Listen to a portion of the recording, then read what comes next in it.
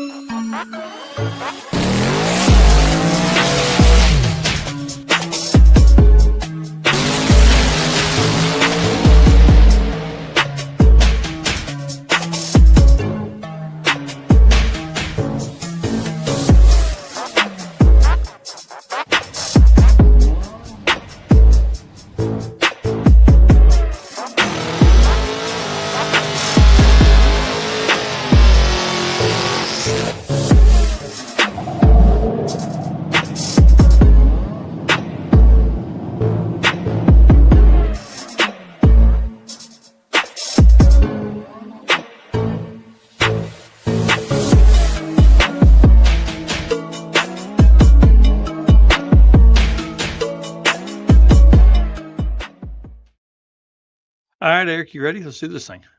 Yeah, man, let's go. Brian's ready too. Dude. Instructions unclear, wallet empty. This guy is an animal.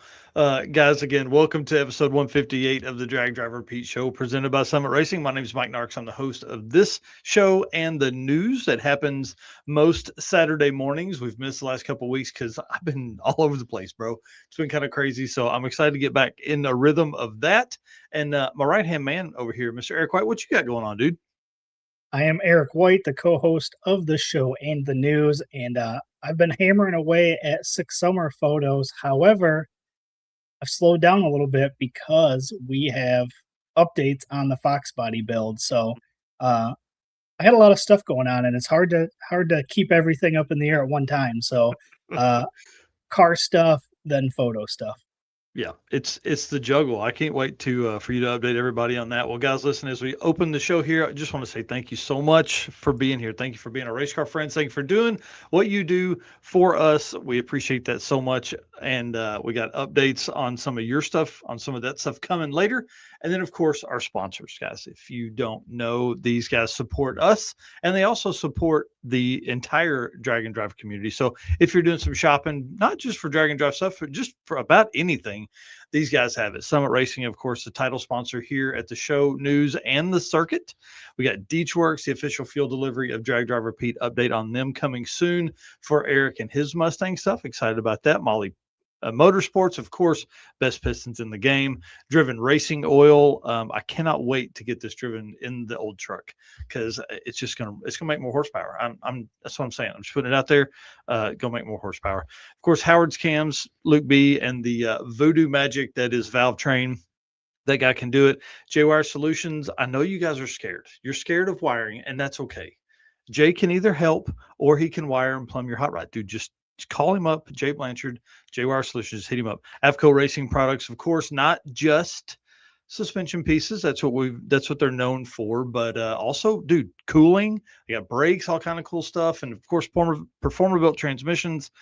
Best GM transmission builder in the game. They put a 4L60 in the sevens, and they have a 4L60 living behind Howie Price's twin turbo big behemoth Sheila's dream wagon. It's so big, like my hands are touching the ends of it, but you can't see it because that's how big it is. It's crazy. Car Change 3D, of course, Corey Nicholson and the team up there just knocking stuff out. And I've been drawing some stuff up on my little notepad for stuff that I've learned from the Great American Detour that I need for the old truck from him. So, of course, Low Dollar Motorsports, any kind of data sensor, any kind of thing like that that you need to make your car go fast or perform better. Low Dollar Motorsports, of course, for all of those sensors and Power Tube TV and Racing Junk Classifieds. We can't do it without all them. But I tell you what, Summit Racing, one of the biggest players in the game in all of this here. Let's let Brian Loans tell us about what they got going on. What does it mean to be built with Summit? It means you're hitting the autocross, drag strip, road course, trail, dirt, or open road with confidence. Because built with Summit means you're using parts from the top names in performance, priced to make your project affordable. And it's all backed by trusted tech expertise and blazing fast shipping. Summit Racing Equipment. Let's build it together. SummitRacing.com. Man, I wish one day I had a voice like Brian Loans. Right? He just tells great stuff. Dude, so Summit sent out this deal yesterday. Open road, $25 off 250. I love this deal because the stuff we have, the deals we have, the discount codes and things like that we have is for 50 off 500, which is what open road would get you as well. But we also have 100 off 1,000 or more. But dude, there's been so many people that are like, man, I'm not spending 500, so I'll wait and I'll gather up some more parts and pieces and then I'll get to that 500. This 25 off 250 is a hell of a deal. Yes. It's 10% off, obviously, if you're spending $250. But this only runs until the 12th. So if you guys have some parts you need to order, use promo code Open Road, all caps, all one word, whenever you put in your order there. That doesn't help us at all. I mean, that's what Summit does. But we do have an affiliate link if you guys want to. It's on our website. It's on top of our Facebook page, all that kind of stuff. Oh, yeah. Yeah, you've ordered some stuff recently. I got all the bearings. Yep. Yeah, dude, I'm excited. It's going to be awesome. That is going to be awesome. All right. What's up next? Oh yeah, of course. Get your merch while you're in there. And if you need that extra like $19 to put your number over, dude, just get you one of these Drag Driver Pete Summit branded shirts. Yep. Shirts, hoodies, hats, big brims. Mm-hmm. Baseball caps like you had just a minute ago. Yeah. Right. Yeah. You don't have that on anymore. Weird. Yeah, it's weird. Let's look at some Drag Driver Pete updates because you've got some fun stuff going on. So you take over. I'll watch the comments and tell us about what's going on in your life. All right. So this weekend, like you'd mentioned, I got some bearings from Summit. So we got some Molly main bearings and rod bearings, put new cam bearings in, use this amazing driven engine oil assembly lube to put in the Howard's cam. So as of right now, the cam is installed, the crank is installed, the main bearings are in, and I learned something. I don't ever try to say I know everything because I don't. So I grabbed my Gen 4 rods after we got everything put together, grabbed my Molly Power Pack pistons, and found out that Gen 4 rods use a pin diameter of 943 thou. Most aftermarket pistons, including the Molly Power Pack pistons, use a diameter of 945. Therefore, they don't fit together. So did a little researching. Pretty common to have your connecting rods honed up in size. So went to the local machine shop and talked to them. And he's like, yep, I just need a pin and your connecting rods. And I said, perfect. They're in my truck. I'm going to bring them in. And I just so happen to have those. Right. And he called me today and said they were done. So I went and picked those up today. So just got back the connecting rods. He cleaned them and honed them up for me. So they're ready to be installed. The Molly piston rings have all been filed, which is a pain. Sorry, that's an experience. Let's put it that way. Yeah. Filing pistons is an experience. Piston rings is an experience. So got all those done. They're all installed on the piston. So literally all I got to do is go put the connecting rods onto the pistons and those will go in. So nice. Hoping to have a rotating assembly this weekend. And also I got a package from Deechworks that showed up today, which is also amazing. So we've got the injectors, pump, regulator, and filters for the fuel system. So super excited about that. Yeah, I was on the phone with Mark Campbell yesterday talking about PRI and stuff like that, and he said that the system that you've got in there would support 2,000 horsepower. I said, hold on now, don't get all don't get all ready. I was like, but big block Chevrolets do fit in Fox body Mustangs pretty easy. You know, I know. We'll see. Yeah, I'm super excited. I obviously opened up the packages today. Everything looks amazing. Like yeah. the packaging, like the quality of the products. I was and I don't know why I was a little surprised because I seen all these at PRI and at the circuit, but that 810 pump is not very big whatsoever. Yeah, it's all motor. Yeah. Yeah, that's pretty exciting. And Mark and I were talking about having him on in a couple weeks to kind of go over this whole package and kind of why it was chosen to do what you're looking to do. Like I think from what I understand, he's actually there's 2 810s in there, brush set up, so like you'll be able to alternate between pumps and if you ever needed to and all that kind of stuff. But I think one of those will probably take us to 10.0. He did say that one of them would be enough. But you can run 2 for multiple different reasons. You can have one as a spare in your system, or like I can run one of them at 50%, and when it hits boost, one of them can jump to 100, or could run one at 50% boost or 50%, and then when I get into boost, I can kick the other one on at 50%. So there's a lot that you can do with these brushless pumps. So pretty excited.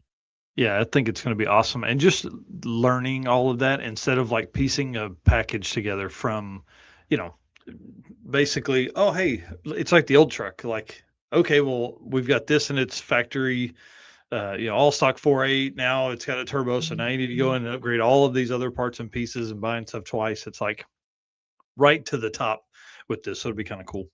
Yep. And I did a bunch of research. These are 1,500cc injectors.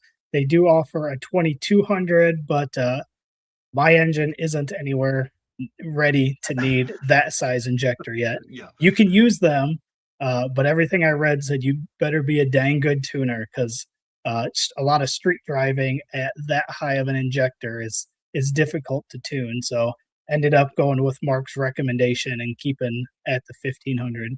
Yeah, dude. And if anybody knows, it's that guy. I mean, that guy has done what we're trying to do with this thing. He's done it multiple times.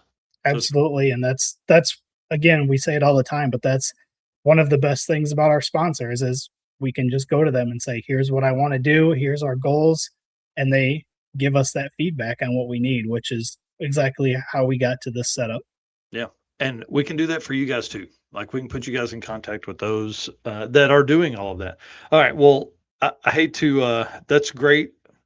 That's great news. That's wonderful stuff. But now I've got to break some sad news. Today, really last night, about 2 a.m., I made the decision I'm not going to Big Sky. I am completely heartbroken, but y'all, I got so much shit to do and put together and stuff like that because we have registration for, well, we'll talk about it in a minute. Short circuit, we've got all kinds of stuff that's coming.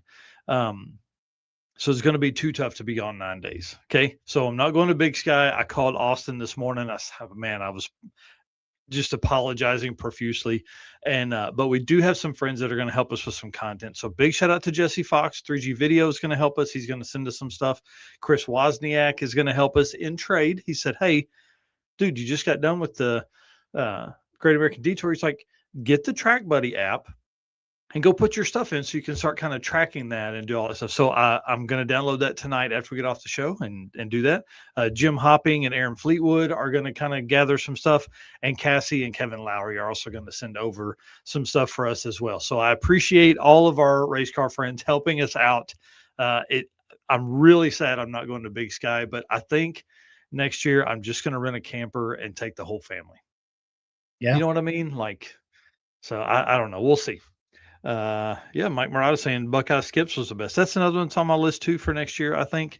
But next event for me is going to be Heads Up Hustle as an announcer. I will be doing that I'll be leaving the 23rd, actually flying out. Actually, no, I fly out the 24th that morning. So if anybody's coming through Cleveland, hit me up. It's about 45 minutes north of the track. So I land about 11 a.m. So if anybody's going to be there, holler at your boy, or I'm gonna have to get an Uber to go down there and run around. But I'm excited about this one. That was the other big reason that I felt like I needed to stay home, is I need to prepare for this, and there's no way that I could get done what I need to get done and get ready for this race in the 3 days between Big Sky Race Week and Heads Up Hustle. So trying to do my best for the community, and man, that was a real tough decision, I promise. All right, sir. Tell us about some driven stuff. All right, let's hit this ad read and we'll jump in. Hey, it's Brandon from Fort Smith, Arkansas here. Driven Racing Oil is a performance engine oil that can do it all. GP1 is the ultimate oil for any race or performance application. Whether launching hard at the drag strip and during the extreme heat of off-road and circle track, or pushing the limits in top-fueled drag boats and demo derbies, winning racers choose GP1. Compatible with engines from classic hot rods to cutting-edge race machines, GP1's unique surface cleaning and high zinc formulation ensures superior wear protection, particularly for flat tappet camshafts, while solving issues like cylinder washout with methanol and ethanol fuels. Crafted from the legendary Bradford, Pennsylvania base oil and enhanced with state-of-the-art additive packages, GP1 offers the best in protection and performance. And you guys know the deal. DDR10 is your discount code. 10% off drivenracingoil.com. Anything on their website. You can get some engine assembly oil lube like I just used. You can get oil for your season. You can get degreaser. You can get speed wax. Plenty of things that you can get. So code DDR10 for that discount. Come on. Hey, Dave. Great to see you. Mike says, I'll take you in the Volvo. Bring it on. Dustin ask Dave, do your toilets actually spin the other way? I think so. All right. Well, let's see here. What do we have first up? Well, before this, I didn't put a photo in here because this is important and I need to look people in the eyes. All right. Short circuit registration opens next week. I know I haven't done a good job of this, but listen to me. July 17th, 8 a.m. Racers that have participated in any circuit event are getting an early entry. I'm going to get you guys a code on Thursday of this next week. Not this week, not 2 days from now, but the next week, the 17th. So on the 16th, you're going to get a code that will get you in early. This will be paramount for getting a spot. I'm telling you right now, this will sell out. I don't know if it will go to the public, to be honest with you. We're going to create a wait list because we are obviously 4 months from the event. People will sign up that are not going to make it. So if you want to get in and you've never competed with us, this is your opportunity. Get on the wait list and get ready. This is going to be an event where I truly don't know if we would be able to take anybody that shows up day of. So we're going to have to see how all of that goes. It's going to be crazy. George Ray's Wildcat Drag Strip in Paragould, Arkansas is going to be nuts. So that man sounds like he's about to short circuit himself by next week. Yeah, it's man, one of the reasons that I stayed home, just because we got so much going on. So yeah. All right, dude, tell us about other events that are coming up though. All right. So looking at the July schedule, we got Street Week Sweden going on right now. That ends in 3 more days. We're going to talk a little bit about that here in next segment. All Stars Drag and Drive starts today. So that one is kicking off. That one's exciting. Big Sky Race Week, which we just talked about, July 11th through 17th, again, starts in 3 days. Road Trip Drag Challenge number 2, the 17th through the 19th. That is 9 days away. Pistons in the Pines. That is the 23rd through 25th, 15 days away. Heads Up Hustle, the 24th through the 26th, 16 days away. Drop the Hammer Judgment Day, again, the single day event that Drop the Hammer is putting on July 25th, 17 days away. And rounding out the end of July is Miles of Mayhem, the 26th through the 31st is 18 days away. Dude, it's crazy that we're already in the middle of July. Like we are in the midst of it. It's crazy. I can't wait to talk about Street Week Sweden. It looks like it's going to stack up very highly in the events. Yeah. But by chance, did you see the trophies for the All-Star Dragon Drive? I did not. Check these things out. What? Wait, what? Dude, are those turbo cold sides? Those are turbos, and the little plaque on there has the position. So first place, runner up. Bro, that's cool, man. Yeah. So big shout out to HPT Turbos for that. That might be one of the coolest trophies I've ever seen. I can't wait to see some of those things on a mantle. Right? You figure you put like a wood plaque and attach that thing to it and hang that up on your wall. That's going to be pretty sweet. Yeah, I mean, it actually looks like there's a little stand on the side there to keep it standing straight up. Wow, dude, that's yeah. so cool. Yeah, I thought that was really cool when I saw those. Yeah. Wow. So shout out to those guys. And then August. We're already talking about August events here. We have Route 66 Roundup. You have a note here that tell me about this here. Yet again, another reason I'm needing to skip Big Sky. So we are rescheduling. So August 2nd will not be that date. The team that runs Motorama had to cancel the track rental for that day. So that does not give us the opportunity to do it. But going to be some really cool shit coming from it. And I think we're going to end up with maybe an even better event than we were planning. It's something to do around one of the Tulsa Midnight Drags. So we're going to either start at the Midnight Drags and finish at an event on Sunday, or we're going to start on Saturday and finish at the midnights after midnight on a Saturday night. So this should be pretty wild. So I'm kind of excited about it. Yep. All right. Well, then that leaves us with our first event for August, Hot Rod by Havlic's Fastest Streetcar Shootout, one of the coolest events of the year.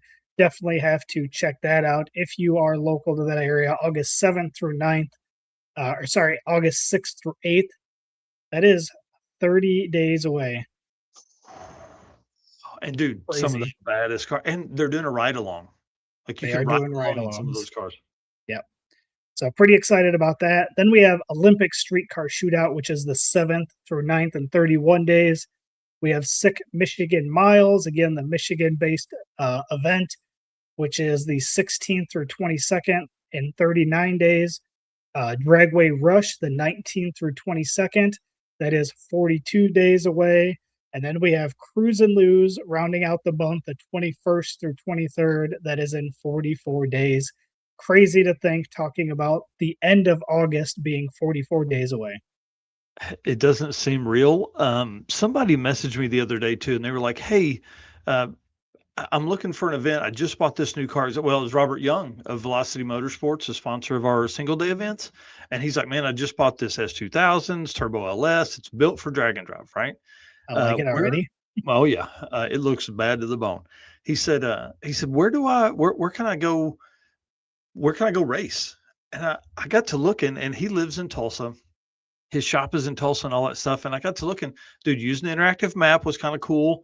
But there's like, when you start looking, like you got to do a little bit of travel. So man, everybody talks about, the events being saturated, the scene being saturated. Y'all, it ain't even close. It ain't even close. Like you can't, so I hope that he gets a chance to test that car and then comes with me to Heads Up Hustle in a couple weeks. Nice. Yeah. Kanan here saying, speaking of Michigan Miles, I got a call today asking me to be a co-pilot, so I will be there. Nice. Well, Kanan, we need a favor. I need you to go by and hang out with Martin Kilroy. I need more of that dude in my life, so we need some video and photos and stuff of all of his hot rod there. Yeah. Did you see the note I just added? I did, and I have not had a chance to look into it too much, so I know a little bit about it, but go ahead and talk about this one. So Hot Rod Magazine is on a tear. They are excited about doing events again, and they have put together a True Street class there's an event that starts the Friday that Drag Week ends, and this True Street class in traditional True Street form, 30-mile cruise, come back 3 laps, can't pop your hood, can't put fuel in, all that kind of stuff. So Mike Galemi was posting about this the other day. This is going to be a big thing. And just as Dustin Carlington posted up earlier, this is he's going to make the rundown. So I think there's going to be a ton of drag and drive racers leave Drag Week Friday night after the awards, drive straight to Indy, and do one more day of drag and drive racing. I love it. Yeah, so if I'm really hoping I can make that work. That's kind of my plan. I intend to drive the old truck to Drag Week, and so kind of cruise through Indy and then home. Yeah. Summer Nats is what it is. Yeah. Guess who? Dustin Carlington signed up. That's why his wallet's broken. For sure. Right. Well, that again puts 50 us events, bro. Yeah, 50 events for the year. Again, like you mentioned, you can find those at dragdriverpete.com/events. And that'll take you to that interactive map that Mike was just talking about. So you can see what events are still happening the rest of the year and where they start out at. Dustin says number 8 for the year. Oof. That's crazy. God dang. Yeah, I'm a fan of that, dude. That's awesome. Yeah. All right, well, let's cover some J-Wire stuff, which is going to be Street Week Sweden updates. And then the people for Great American Detour are piling up backstage. I can't wait. All right. Want me to hit this ad? Do it. What's up, guys? My name is Cole from Fort Worth, Texas. Expert car and marine wiring solutions that you can trust. J-Wire Solutions can wire and plumb your hot rod, your race car, hell, even your drag and drive car. Plus, they offer products to make your driving experience way better, like their blinker module that is just a must for all drag and drive cars. This module will allow your rear turn signals to continue to function while the brake pedal is applied, just like stock. Find all the details at jwiresolutions.com. Oh, yeah. J-Wire, one of my favorite spots. Like I said earlier, if you're scared of wiring, he's your dude. Yeah, for sure. Big shout out to Cole, who's been hosting some in the shop time. Obviously, I haven't done any of that because I haven't been out here. I hadn't even wanted to look at the old truck since I got back. But Cole, once a week, has been hosting, a few hours here in his shop, live here on our channel. So appreciate him doing that.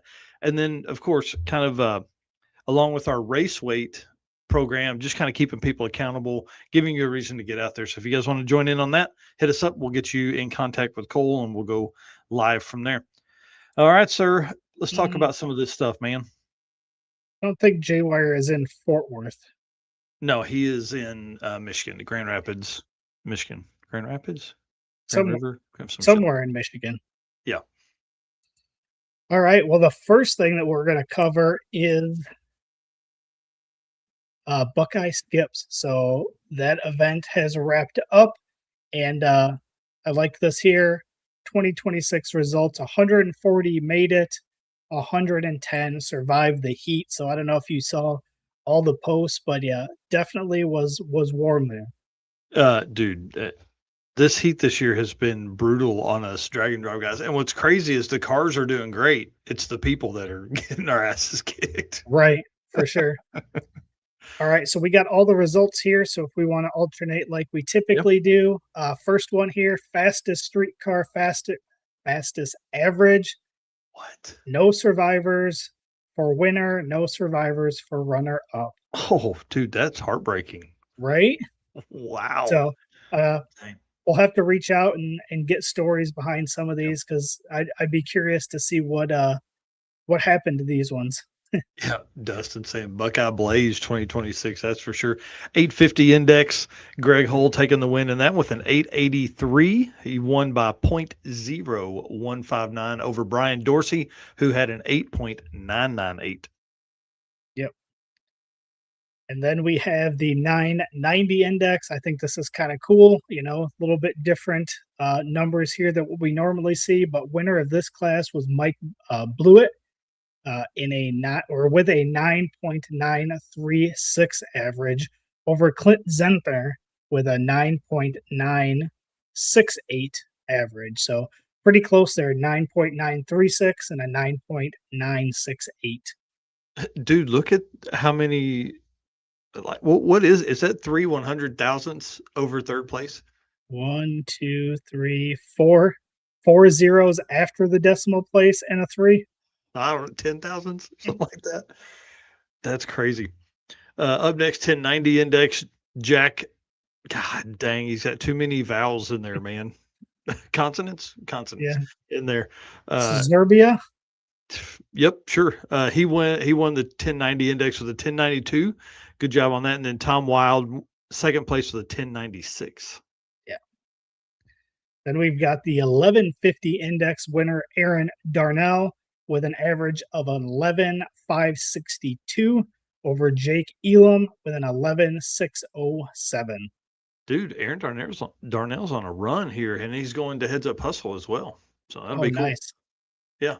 Dial Your Own. Tyler Adams taking that with a 0.007 spread, beating out John Pace Jr. with a 0.015 spread. 008 the win on that one. Yep. And then we've got the hard tire NASCAR class. I don't know if you recognize this name or not. Mr. David Lips, aka Dustin Carlington, here in the chat. Man, another person that's been on a tear this year, won that class with a 0.010 average, won by 0.002 over Isabella Huffman, who had a 0.012 average. Golly, that's tight. Yeah. That is tight. Wow. That's awesome. Gasser class, Garrett Hall taking that win with an 1191 average over Brian Burns with a 1422. Man, I want to see what Brian runs, but man, 1422. That ain't fast enough.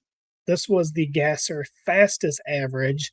Then we have the Gasser closest average was Justin Oakes with a spread of 0.450 over Brian Burns with a spread of 0.522. I like the double opportunity there in the class. Stick shift with fastest average, John Kenter with an average of 10:01, beating Derek Elmore Sr. with an average of 11:032. Yep. And then stick shift closest average, William Wise with a spread of 0.046 over Bryce Evans with a spread of 0.087. Yeah, that's pretty salty when you start figuring in stick shift stuff. Yeah. Truck class, Ricky Russell out there just taking names everywhere. Average of an 8.904, taking out David Pritchard with a 9.72 average. That's for the fastest average in that class. Oh, shoot, sorry.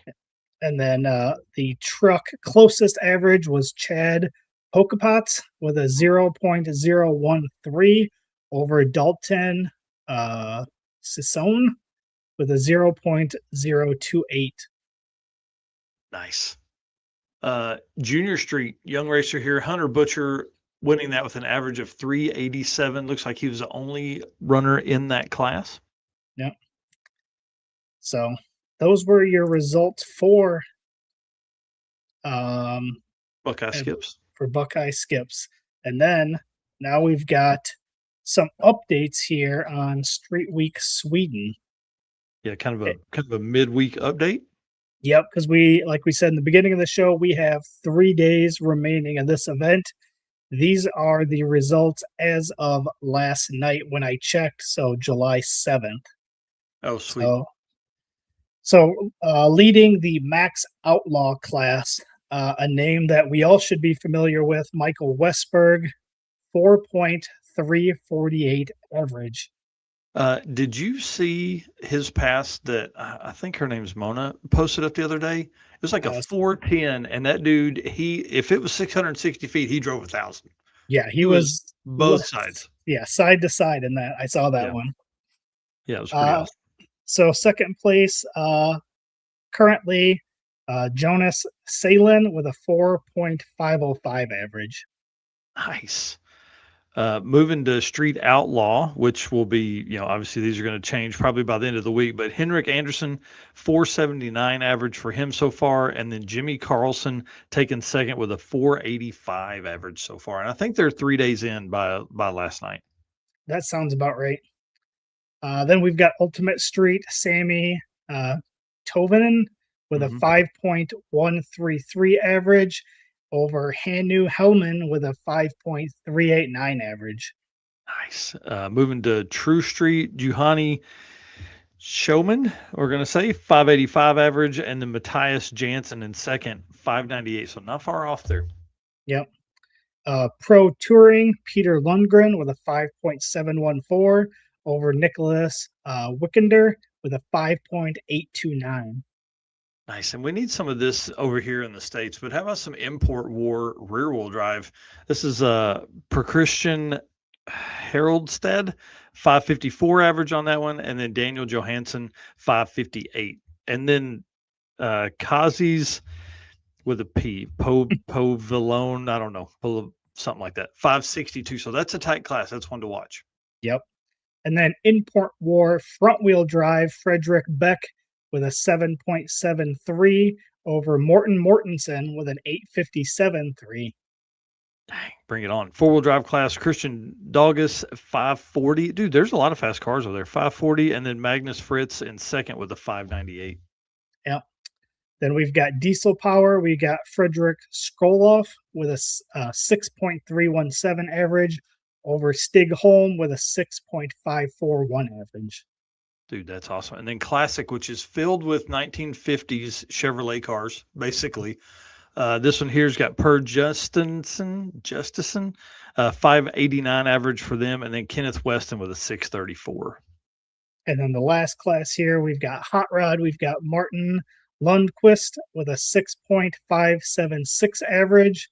Second place is Sylvest Bergley with a 6.585 average. And third place, Gel Trigue with a 6.586 average. So this hot rod class is probably anybody's game right now. Yeah, that's for sure. And you can watch this on Bank Shift, dude. It's really cool to have Chad Reynolds over there doing the live stream stuff and getting some of his feedback on all these cars. And they've done a really good job this year of posting. So if you guys aren't following Street Week Sweden, I would beg of you to go do that. Is Allison Tooley in here? Mm-hmm. What up, lady? Got to hang out with them. They were huge, influential reasons that Don Harmon got to continue on. All right, sir. Lead us out of J-Wire and into some thanks, man. All right. Well, again, appreciate J-Wire for being a part of what we do here. Again, if you need something to keep your engine cool, he's got pretty cool design for you that aren't running the little loop in your LS water pumps like I am. So definitely head over and check that out. And I'm going to get one of those for the 240, like I mentioned before, and might even look at one of those Holley high ram tool trays as well. So tons of great stuff coming out of J-Wire Solution. And speaking of J-Wire and that part, there was somebody talking in one of the groups, I think it was Sloppy Mechanics, talking about that part. And dude, they were saying like idle temps in stop and go traffic 20 degrees lower with that piece. Yeah. Man, blew my mind. I was reading through a bunch of those comments this morning. Yeah. Super cool. All right. Well, once again, appreciate all of our race car friends here tonight tuning in. We're, halfway through the show. We've got some amazing guests coming up, so stay tuned. Appreciate all of you guys. And again, can't do this without all of our sponsors: Summit Racing Equipment, Deechworks, Molly Motorsports, Driven Racing Oil, Howard's Cams, J-Wire Solution, AFCO Racing Products, Performabuilt Transmissions, Car Chains 3D, Low Dollar Motorsports, PowerTube TV, and Racing Junk. All right. That brings us up to the Molly Motorsports segment where we're going to bring in the Great American Detour. But first, we've got one ad read that we'll play and we'll jump into it. Looking for a forged piston kit for your vehicle? You need Molly Motorsport Power Pack. What is Power Pack? It's the ultimate forged piston kit that comes complete with pistons, performance file fit rings, hot string steel pins, and clips, all engineered to work together. So all you have to do is build something great. Find your Power Pack at mollymotorsport.com. Oh, yeah. Oh, for sure. Hang on just a second. I'm sharing the show out real quick because this is going to be a fun one. Again, I don't know how many folks are coming in from the Great American Detour, but before Robert Voss, because I see him down there, this dude put on a heck of a show. Like I said last week, it was a spiritual experience as we went into the Red Ball Garage and just getting all of this done and getting there. Man, it was crazy to me. And I know it would embarrass him if I said that once he got on, but I want to bring in the folks that are here. I want to start with the guy that handed me my ass at Wabash Valley, Mr. Jim Forbes, kind of a big deal in the drag and drive world. And now his lore even grows more. Jim, dude, I love the Corvette. It was badass. Let me see did I put a picture of it in here where we can get to it easily? Maybe. Oh yeah. Guys, Jim drove this from Arizona to New York City to Modesto, California, back to Arizona. So, Jim, can you hear us? Oh, we can't hear you. Oh no. We don't have a microphone. See if we can get him figured out here. Works any better. Oh, whoa, that's weird. You take your earphones off and it works. Yep, that's not surprising. It's expecting to have a microphone on my headset. I don't have a real headset. I have some crap that came with some audio device 15 years ago. Hey, that's all right. Jim, man, I tell you, it was really cool to hang out with you. You've done a whole bunch of neat stuff. And to do it in the Corvette, you were joking with me when you kicked my ass at drag racing that you did it all with 1960s technology. So give us a quick rundown of what the setup in the car is. Okay, this is a 62 Corvette. I got it 3 years ago. It was in pieces. I got to put it together. It's basically a stock low performance 250 horse Corvette 327. Just has the small heads and small carburetor and the point distributor and all that stuff. It had a Muncie in it when I first got it going. I just put a TKX in it, so I have overdrive now, which turns out to be really nice on an 8,500 mile drive across the country and back. Has 308 gears. I put a posi in it. Put Willwood 4-wheel disc brakes on it, and other than that, it's pretty much stock. Man, it was so cool. And I think Josh Fox jumped in with you when we went into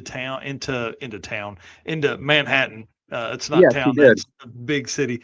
And that dude, you couldn't wipe the smile off of that guy's face. He said it was one of the coolest experiences he's ever had. I'm glad he got to go with me. It was a fun drive in the city in this thing. Fortunately, it was like midnight, 1 a.m, so there wasn't much traffic. Yeah. Yeah, it was really cool. And to see everybody's face as we're driving, I was in behind you. And so, Pete, you were breaking necks, man. You guys were breaking necks. It was really cool to see all that go down. Yeah, one thing, when you drive across the country in a 65-year-old car, you're the only guy out there. There ain't no one else driving something like this across the country. No, that's for sure. And how many days did the top stay down in relation to this top being up? Well, I had it down every day. I put it up when it was like getting pretty rainy, and also when I'd had enough sun for the day. Yeah. So on the way up, I wound up taking the northern route, and I went up through Maine and all that on my way down to New Jersey. And it was kind of chilly actually most of the drive there, so I had the top down almost all the time. And then when I got there, then it started raining, so I had the top up, and then it got hot, so I had the top down, and then had to put it up later in the day. Oh yeah, yeah. I got a lot of sunshine. Yeah, we definitely had a swing of temps, man. It was nice being a little damp for a few days ahead as we kind of got to New Jersey, but then after we got done at Beaver Springs, it was not damp anymore.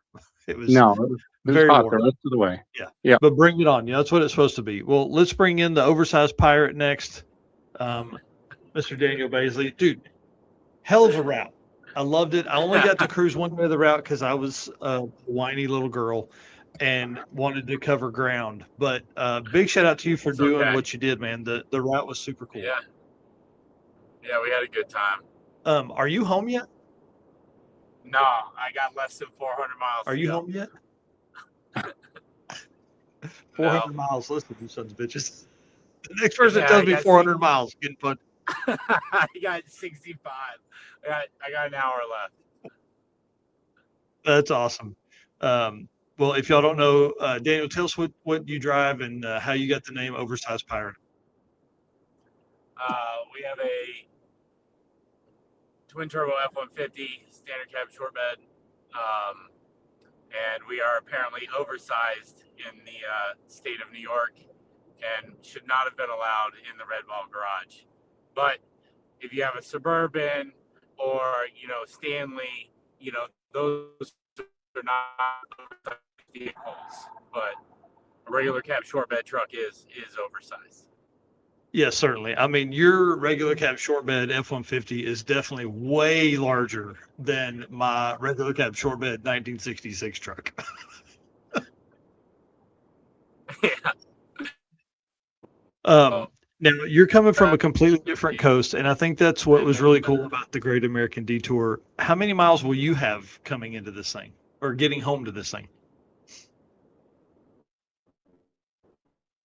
Well, in my rental Ram, I picked it up with 16 miles on it, and it currently has 4,178 miles. Oh my gosh! So, and you picked it up in Arizona? Yeah, in Albuquerque. So we got good 4,000 miles just on the way back. So, man, it would have been like 7,500 round trip. Wow. So, that's so cool. And Jim, how many miles did you say you put on? 8538 when I added it all up. God, but I took a few extra detours. Yeah, you did. And American Detour. You did.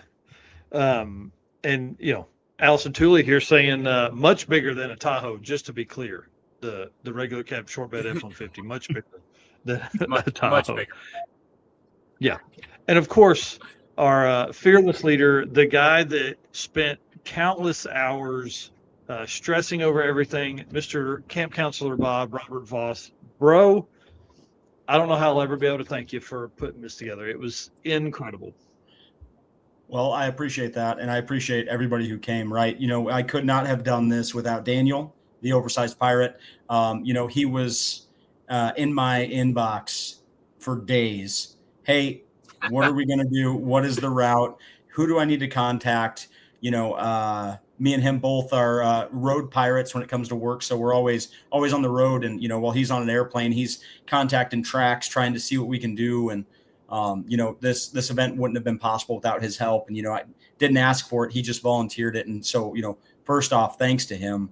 And then Mike, you were instrumental in this as well, right? Really glad that you helped out with everything you did. Glad you made the trip halfway through it. And, it's just, it's really, just kind of heartwarming, I guess, that people believed in this. Like they were like, hey, you know what? We're going to give it a shot when nobody knows who I am. It was only 13 people, but it was 13 people from coast to coast. And it was, just a really, like you said, spiritual experience, right?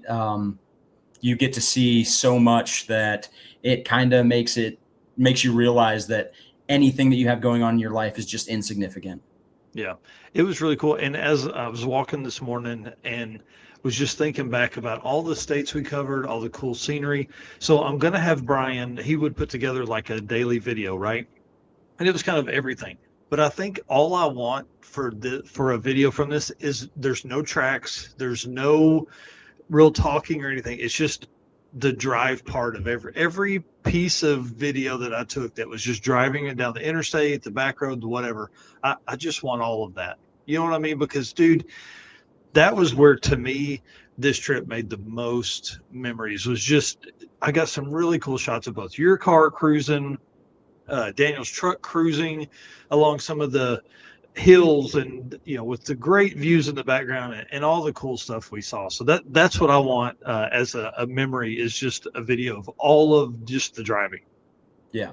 And the thing is you only got half of it. I know. We had a lot of after my house, right? So we all met at my house essentially, which is about the halfway point. And we finished working on Don's car. and, got all that lined out. But then after that, I know a lot of us have driven through, the panhandle of Texas and have gone out to Albuquerque, but it's driving through Arizona and then going into California that you wouldn't expect how gorgeous the state is. When you cross over into California and you work 8 hours around the state, down over to the ocean, you see that it's basically its own continent. It has everything that you can think of. And it was, just something really cool to see because I've never been out there. But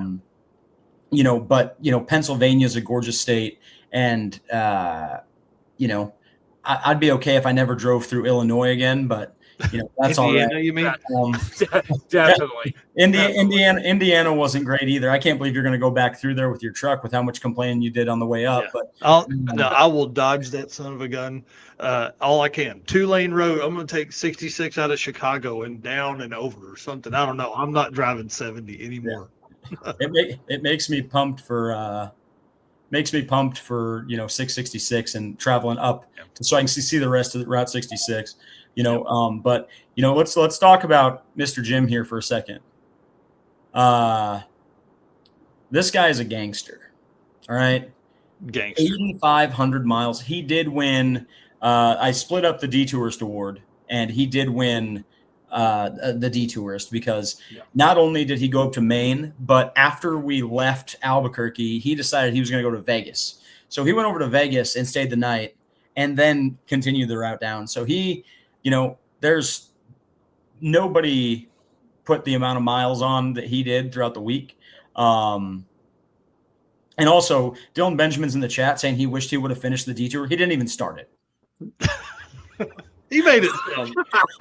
He made it to my house and then loaded up and left. He said, "This transmission ain't going to do it, man. I'm out." But it was great. I mean, we had a lot of memories. You know what I mean? Almost losing the car on the trailer up there. Shoot, we were. I had Steven in the car with me, and we're driving down the road, and it's about 11 o'clock through Arizona, and my headlights shut off. And we're doing 70 on the interstate there, and I get over onto the shoulder, and because it's pitch black, I smack one of them road gators, otherwise known as a carcass of a tire. And so the service truck pulled up next to me, and we drove for a solid 5 miles till we found a turnout with the lights flashing over there, or lights guiding us through. I had a ton of just minor inconveniences the whole route. Well, and here's what's wild too, right? Like, think about how far your car drove with 20 miles on it. Okay, originally, how many miles did you put on that car before you had to put it on the trailer in California? 2,900. Dude, that's 3 drag and drives. That's 3 national level drag and drives that you did in a week. Yeah. And honestly, the reason the transmission went out, which, mind you, now that I think back on it, it was probably hurt when we left, because every time you would shift it into direct, so third gear, it would kind of shake a little bit. And, that's kind of a warning sign that your center support bushing's going out. But I just figured it was like a drive shaft deal. Well, I was going to drive through the night from Arizona to the Portofino so I could beat LA traffic, but the guys were getting real tired. So that's when we took that nap at that truck stop outside of Alex and Holly's, and we, they slept on the trailer and stuff. But, going through the LA traffic is, having to shift it, because it's manual, or it's remote, Reverse manual valve body. So like shifting it back and forth and back and forth and back and forth and on the hills and stuff kind of did the transmission in, and we got 100 yards from the finish line and this thing would not move anymore. And Steven is like, we are going to push this thing up there. And so I just let it sit, and I was feeling defeated. And, I was like, I think it'll move in second. So we started up, and I just dropped it into second, cruised up there, got our picture. And then, as we're cruising to the Portofino's parking lot there, we ended up jacking it up, and it sounds like there's a drum brake inside of it just dragging the case. Oh, man. So I've got the transmission jack under it right now. I'm going to wake up at 5 a.m., rip the tranny out, hopefully have it tore down by 7 a.m. tomorrow morning, and then when I get off work, I'll see if I can get it rebuilt. But dude, that's so cool, man. It's so cool. And one of the coolest opportunities, I want to give a shout out to the Thorpes who, bro, they're crazy. How many miles did they put on their stuff? They started in Colorado, drove this thing 4 adults deep, all the way up, and then left us at Wabash Valley in Terre Haute, Indiana, and drove to the starting point in Chicago, and then followed, most of 66 the entire way. Well, and these guys here, the Thorpes, it wasn't even their original idea. So this is the Disorganized Grime crew for anybody that doesn't know.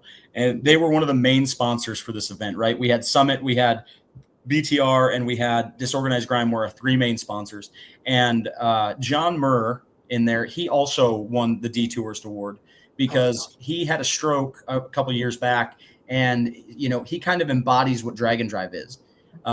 He's always wanted to, or he's always, supported the cause, but ever since then, they just really haven't been able to get him back into it. He hasn't driven the car or anything. And they got him off the couch and got him to go, on a 7,000-mile road trip. And, when he was sitting there and I announced, hey, we're going to give this Detour sign that Miss Tooley procured. His face lighted up. He was elated with joy. And, that's what it's all about. Those guys sponsored the event. They paid for one of the track rentals.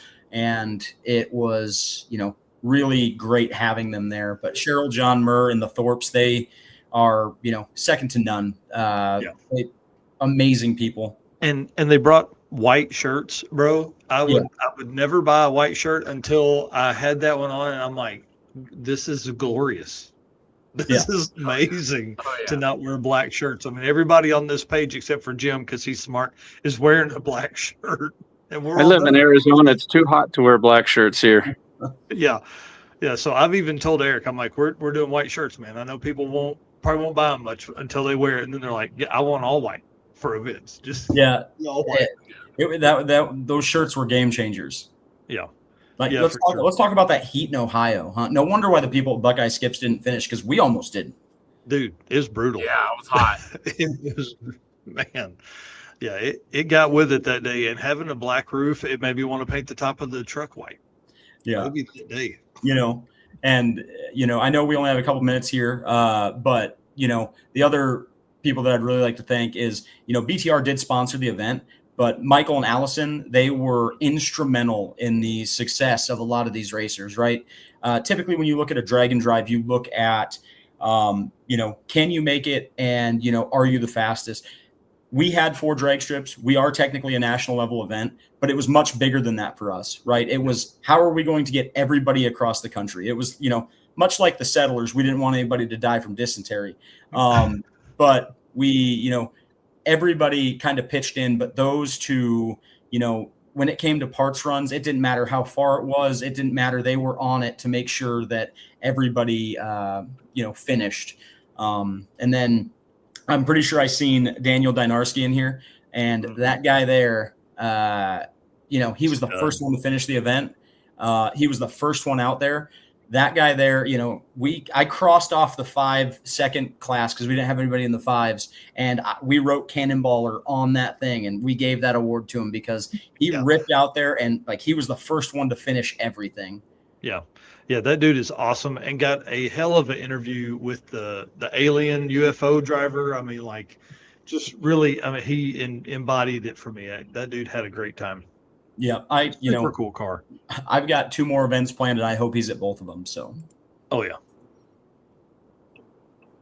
That Chad Withermere says, I own about 50 T-shirts. I guess less than 15 are not black. Yeah, I mean, that's the problem with all of us. We're idiots, man. White is the way to go.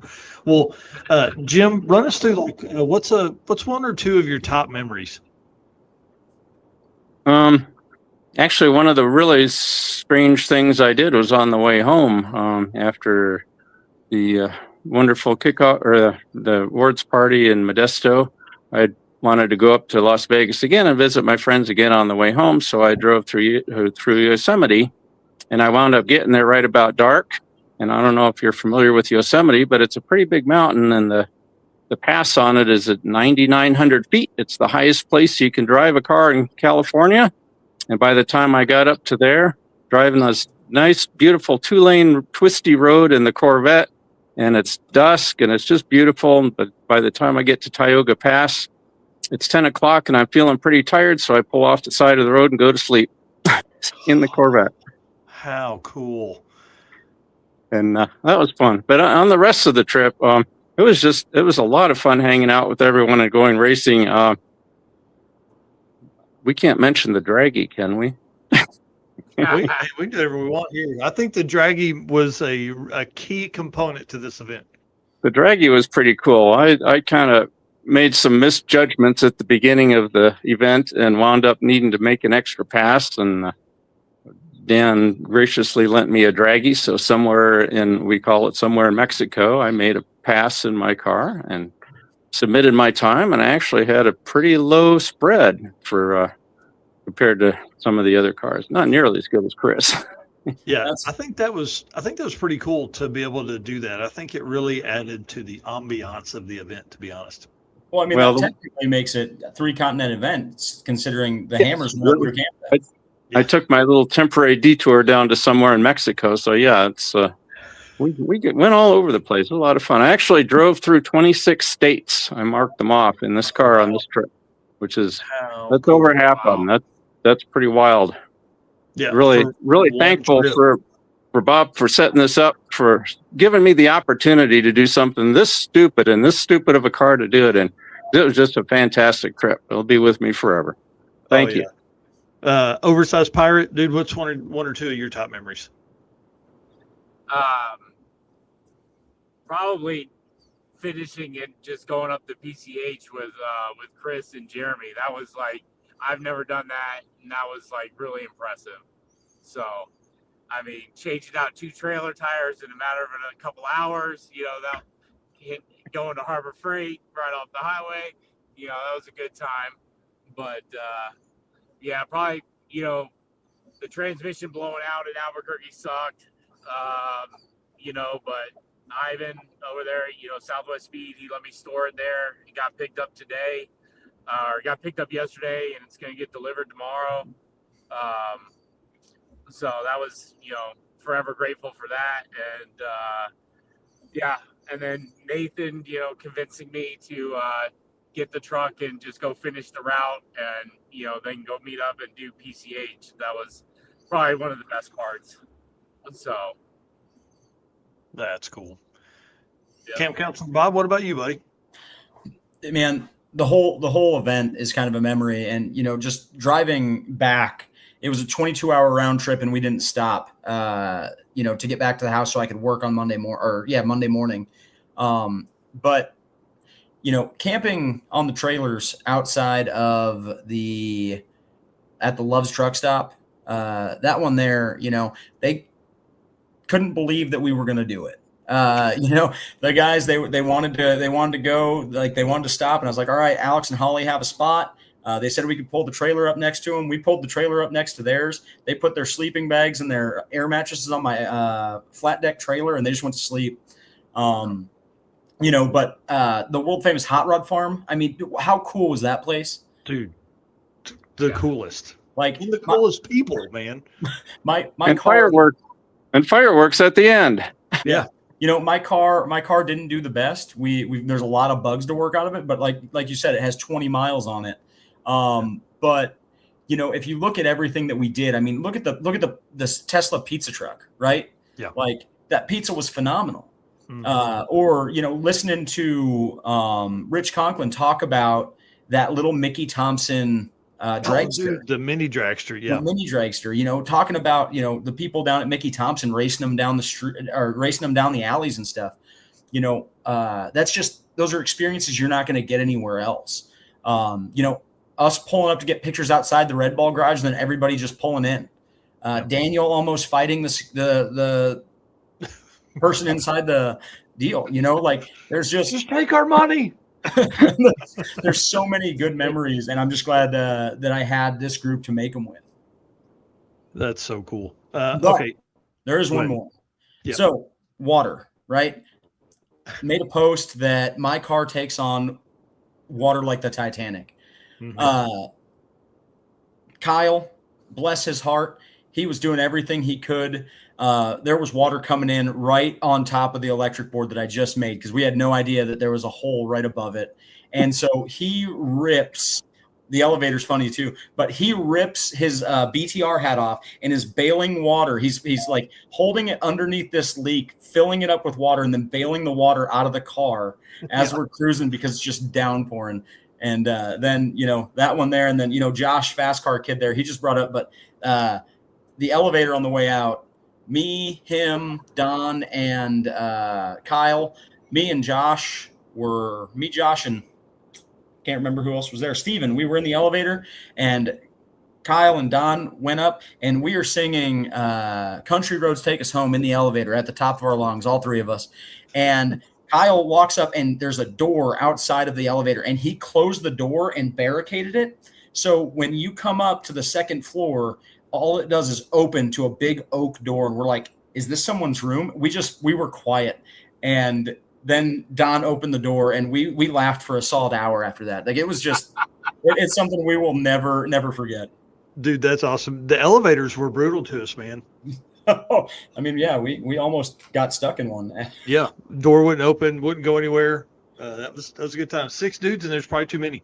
Okay, real quick. Let me play this Detour, and I want to ask you guys one more question because we got to get Matt and Paul in here to talk about BC DragIt challenge. So let me do this one, and then we'll get to one last spot. From street miles to track passes, your fuel system has one job: perform when it matters most.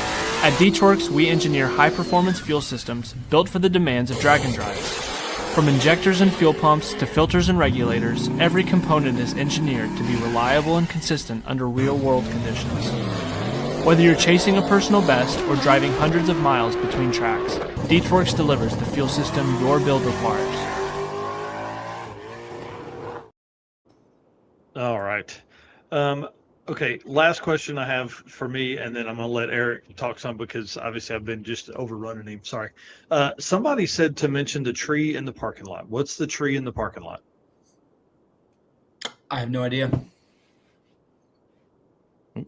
Jim gone and Dan's gone. Okay. Well, No, we'll move I'm on. here. Oh, okay. It's just so dark we can't see you. Do you know the story of the tree in the parking lot? I had to pass a cop, so I had to, flip my visor and turn my light off.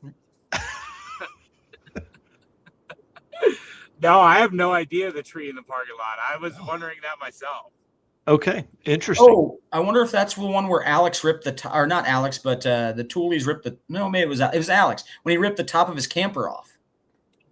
Oh, yeah, he ripped the camper off. Yeah, he ripped there's a big piece on the thing, and I guess there was a tree, and they pulled over by it and just ripped a piece of the top of the camper off. Holly was less than amused, but yeah. Chris Taylor says Alex ran the RV into the tree when we were fixing Don's car. Dude, what the heck, man? That's brutal. Oh, it was brutal on campers. I mean, Michael backed his camper into something. I don't know what it was. But I mean, the bumper is, there, pull in the parking lot. Holly was pissed. I thought that was pretty new, wasn't it? Their camper. Yeah, they were both brand new. Both brand new. They both were brand new. You can tell neither of them have their CDLs. I actually think Alex does, but he should probably get retested after that trip. Yeah, for sure. So other question here, some awesome nicknames. What was that in the chat group? Well, I think Dan became the nickname namer. He did. That's some good ones. Well, we got Mr. No Hands, and then Michael there, just in his best Waka Flocka outfit. I was trying to make a rip past the truck while Nathan was recording, and it was like run to the speed limit. And I was just like, sorry. Got a picture of it. It's perfect timing. Then the nicknames got pretty aggressive after the event ended. Somebody got named the slowest average. Somebody got named the can't do a burnout. I don't know. They got pretty aggressive there for a while. Josh was going to change mine to Captain Fat Sparrow, but decided not to. So, that one was almost in there. Captain Glizzy Gobbler. I mean, that's that's top notch right there. Yeah. kissing the tip and everything. Yep. Always got to kiss the tip before you bite the hot dog. Got to show respect. Yeah, I think it started with the oversize, and then Nathan had to ended go up eye the injury, pirate. so then we had to go get an eye patch. Yeah. So. Heck yeah. Well, I appreciate you guys for having us on. We know that you guys have some very important guests behind us, as I can see that the studio chat keeps growing. But thanks for everything, guys. Hang on. Yeah, we have one more question. Okay. One last question. Are you going to do it again? Not the Cannonball route, but I do have 2 more events planned. And I don't know if my wife wants me to say this, but on Wednesday when we came through and we came to my house, she told me she was pregnant. So, yay! The whole world's going to know now. She probably doesn't want people to know, but you know what? YOLO, here we are. So we're going to be having a kid. And now with that, I'm not going to do anything in 27. But January, February 28, we're going to do the Texas 2-step, which is going to be the perimeter of Texas. I've got to lock some tracks down, but I know our boy Daniel over here has already been looking at routes. And then the following year, we are going to do border to border. Oh, man. Come on. So that sounds fun. I'm down for at least halfway. Yeah. 400 miles. All you need, bud. A day, 400 a day.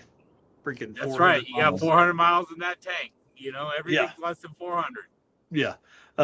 Dan, you gonna do whatever Robert's got planned? Oh yeah. I already was on Route Recon when I was driving through San Antonio. Got some pictures of Mexico. Trying to figure out how close we want to run to the border, how much people are willing to risk it. Gonna be a good time. Yeah, it's going to be a great time. Well, y'all, thank you so much for coming on. I know this was short notice, but I really appreciate y'all doing this, man. I think this trip was legendary, and I can't wait for the next one. Sounds good. Definitely. Love you. Bye. Love you. Bye. Congrats, Bob. Later. Dude, what a fun event. I'm serious. It was a blast. It was that all week long. But it's funny when 13 cars and 22 or 3 people are hanging out and literally like tribally moving our way that far. You just become friends, man. You can't help it. Like, you're hanging out with these people. We hung out all day at Wabash Valley. Like, just being with these folks all this time.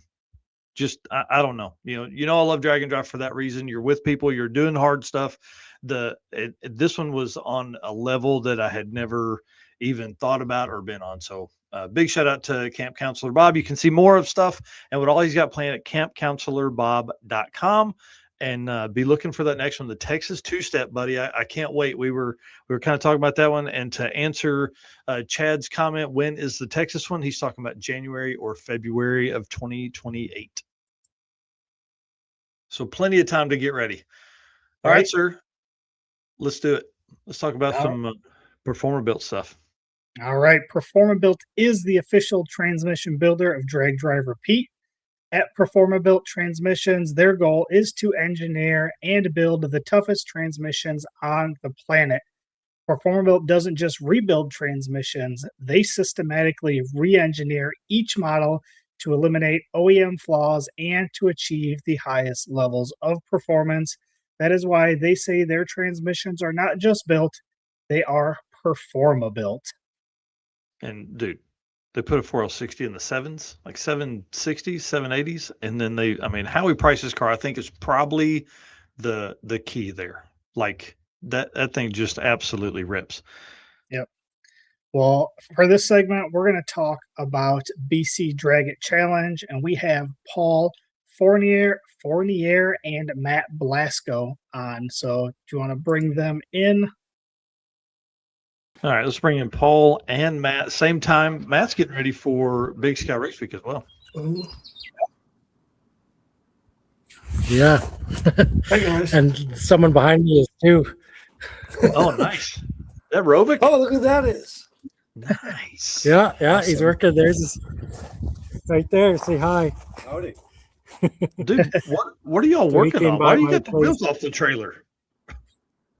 Servicing? We drove the wheels right off this thing. Trailer burnouts.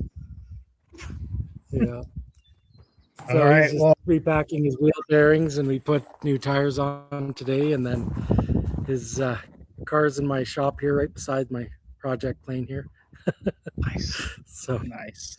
yeah, and then the dart's over in the kind of chucked it in the corner here. Is everybody in Canada a pilot? Not Have to quite, be. It's but so damn maybe. big. It feels like Well, there's that's a just bunch a of cool BC one, yeah. DragIt guys that are pilots too. So I don't know. Nice. Yeah, that's the dart's just hanging out in the corner. Nice. Is that what So- you're taking to Big Sky? Or are you riding Yeah, this yeah. rod? Oh, yeah. No, the other one, there's the one we can actually, this is the one I tapped the wall with. So it wasn't that bad actually, it's Yeah. it's quarter, right? So we're gonna do quarter. I'm waiting for doors, but the chassis is fine actually on that one. So Oh, that's awesome. kind of yeah. So See, this is why you need multiple cars. So everybody needs multiple cars. right. Brian Ekstrom I says had- you have like, to I've be a had my pilot Dart just to get forever, groceries. so- Yeah, that's about right. It's almost. You'll hear some pheasants in the background here too, crowing. So I live out of town. Well, let's kind of start with some Yeah, there you intros. Paul, why don't you go ahead and introduce yourself to everybody? Sure. Well, I'm just a media guy. I'm a contributing writer for Sick the Mag, and I did some coverage for BC DragIt. Hopefully, we'll be writing something for that and providing some footage for Drag Drive Repeat. But yeah, my background is my racing background is off road Mexico, literally Mexico, and I think that's what attracted me to Drag and Drive was I didn't race Baja 1000, I raced Mexican 1000 on a motorcycle and a car. And that's just a 5-day or 6-day rally, and it's really closely related to drag and drive, and that's why I think drag and drive appealed to me. So I saw Sick the Mag come out, and I loved print media and having that coffee table style book, and so I cold called and started writing for them in 2022 at Sick Week, and then I wanted to participate after writing about it for a few years and meeting some of these folks, like Raj in the background there, at these events and in the events that Matt was in. And so I just participated in the first BC DragIt Challenge 4 years ago. And I was hooked after that. Yeah. And there was like 37 people in that race. I'm probably getting the number wrong. It was like 37 entries showed up. But we did like a 48-page spread on it, which was awesome because they deserve it. Diane and Mark are doing a great job with that event and trying to grow it. And I really appreciate Matt coming this year, and it kind of upped the ante a little bit and made it a little more exciting to see some of those speeds that he was capable of and struggling too. But I mean, he's racing literally on 8th mile airstrips that have more tire snakes than they do, tar snakes than they do asphalt. Nice. Anyways, that's my background. Mark says 42 for the first one. I just enjoy these events and the people, and I just wrote a note when you said about these events becoming friends. I can't imagine not going back to the BC DragIt because of the people I've met there. So that's my thing. I just write about it and try to share the sport and try to grow it. That's awesome. Matt, Yeah, go ahead and pretty- introduce yourself.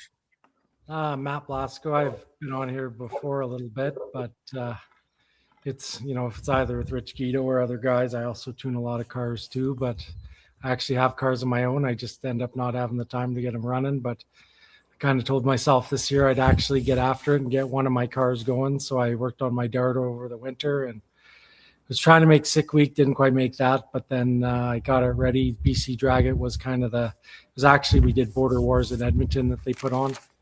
And then I ran that. I runnered up in the kind of big tire import versus domestic class. I almost had a one, but I had a fuel pump problem, which showed itself on day one of BC DragIt, but we figured out the actual problem. And Yeah, I was running my other car, but yeah, I'm just running the Dart this year. It's wanted something I didn't have to tinker with too much. It's got a twin turbo Gen 3 Hemi. Don't have to touch the valve covers. Just wanted something that was a little, less stress, a little easier to take care of, that you can still make decent power. So, and I didn't want it less. So, Matt's kind of a big deal if nobody knows. If you don't know who Matt Blasco is, he's kind of cool.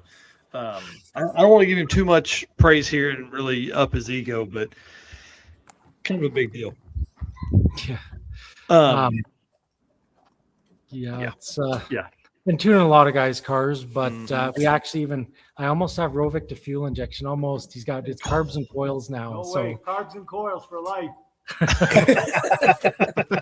So we've got an actual ECU on it and coil near plug, and it's controlling his nitrous. But I was saying we should just pull 10 jet sides out of the front and back, put a couple injectors underneath, and it would look right. It would look the same.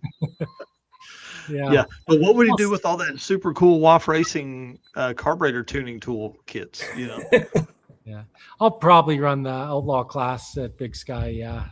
Nice. Like my car is a Pro Street Power Adder car. I've won Pro Street Power Adder at Drag Week. Like that was actually won Fast Mopar a couple of years, but it's generally a Pro Street because it's steel, pretty much all steel except the trunk lid, hood, and bumpers. Like it's everything else is stock. It's a back half only, bolt on front. So I usually run Pro Street, but then they restricted to 535, and I've already ran quicker than that with this car. So hoping to be somewhere in the fours. I'm going to actually lean on it a bit now. I didn't want to lean on it at BC DragIt quite that much because it was a pretty fresh combo. So just maybe a little bit of experience was talking to me when I didn't want to push it too hard. Well, It's and just, dude, you you put up can't look a the gift horse in the quickest mouth sometimes. Yeah, I mean, quickest ET and quickest average of the event ever, right? Yep. Yeah, it was the goal was a 5-second average, which it doesn't sound fast, but when you're racing on some of those airports, like they do a really good job prepping. Actually, like they really take the time and apply good stick to them. It's just it's somewhat of a tuner's race in a way too, more power management than anything, but. Like the other fellow, Jason, that I was racing with, his car's pretty light. It doesn't have, like I'm probably double the power him, but his car works really well. Just how it is. Yeah, the Mustang, that was damn at good. the, Look how in good McBride. that shot looks. Bro. So, that shot yeah, there, my wow. Dart's, about 1,000 pounds heavier than his, but he did really well in the event. Like on the first day I was behind him, like I just got in the fives, I was struggling, and then he actually had a bit over a tenth on me. And then the second day we ended up in Prince George, and then I started turning the car up around, I think it was a 544 first run. Now the problem was my 60 foots, like they were high 1.3s, which is odd for my car. My car usually high 1.1, 1.2s. So I ran a 530, but it was still a 137.60. But what ended up actually is on the last day, I readjusted my 4-link back to where I used to have it, where I had kind of usually had it, and it 60-footed better on an airport strip than it did actually at the actual NHRA track on the last day, which is kind of funny. But it's just I've ran the car a lot, but I just got to kind of stick to what I know. I think instead of sometimes people make recommendations that are experts, but I should go with what I know and kind of stick to that. It's just lessons learned, right? Sometimes you know your car the best. Right. Well, can I just give a shout out to Jason Gibson because he's right. Jason ran an amazing week. He never changed his tires. Oh man, no, he did it like I did on Drag Week in 17. He just ran her. Like that's just cool. The day in McBride when it was raining and I did an interview, I just dumped it on the photo dump or footage dump, and I said, "Are we going to change?" Because I was talking to Matt about changing tires. He still had the big off-road tires on it, and he's like, "We were just watching," and Jason's like, "I don't change tires." There they are. They're sitting right there, actually. There they are. 35-inch mutters. I was hoping you were going to make a pass with those, but. Well, I didn't. I just didn't know tacos and burnouts. There you go, Rovic. Tacos and burnouts. Yeah. But it was. I don't know. I'm just afraid of wheel hop, right? And then you start breaking stuff. I might try it at Big Sky. We'll see. Just make a lick on some mud tires. Well, man, I wish I was coming to Big Sky. I'm going to miss you guys. The list of racers that are our friends it's so long, man. It's so long. Well, I want to talk about while you're on that subject you were just on. Was there any changes other than that? Like, were you making changes to your suspension and stuff, like from the racetracks to the airports? And like, how did the week stack those tracks? So like what I was doing is since I'm, I guess, a tuner, I still actually need to hook some sensors up on that car, but just looking at the data, I had to really watch with power management. A lot of those, like he had the starting line was just amazing, but the problem is sometimes you get out a bit, it gets a little bit uneven. So you really got to really get out of the hole as much as you can, get the wheel speed up, and that way when you're down track, it doesn't, like there's a few times where I was black tracking really hard down track, where if I just get it out of the hole, get it to like the 1,600 foot and get some tire speed, it was a lot better.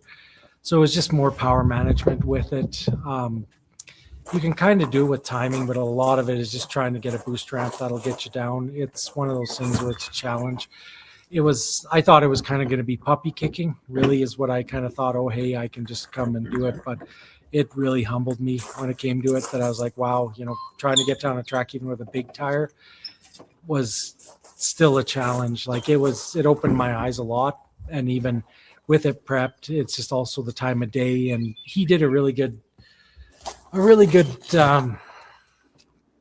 stupid mosquitoes did a really good,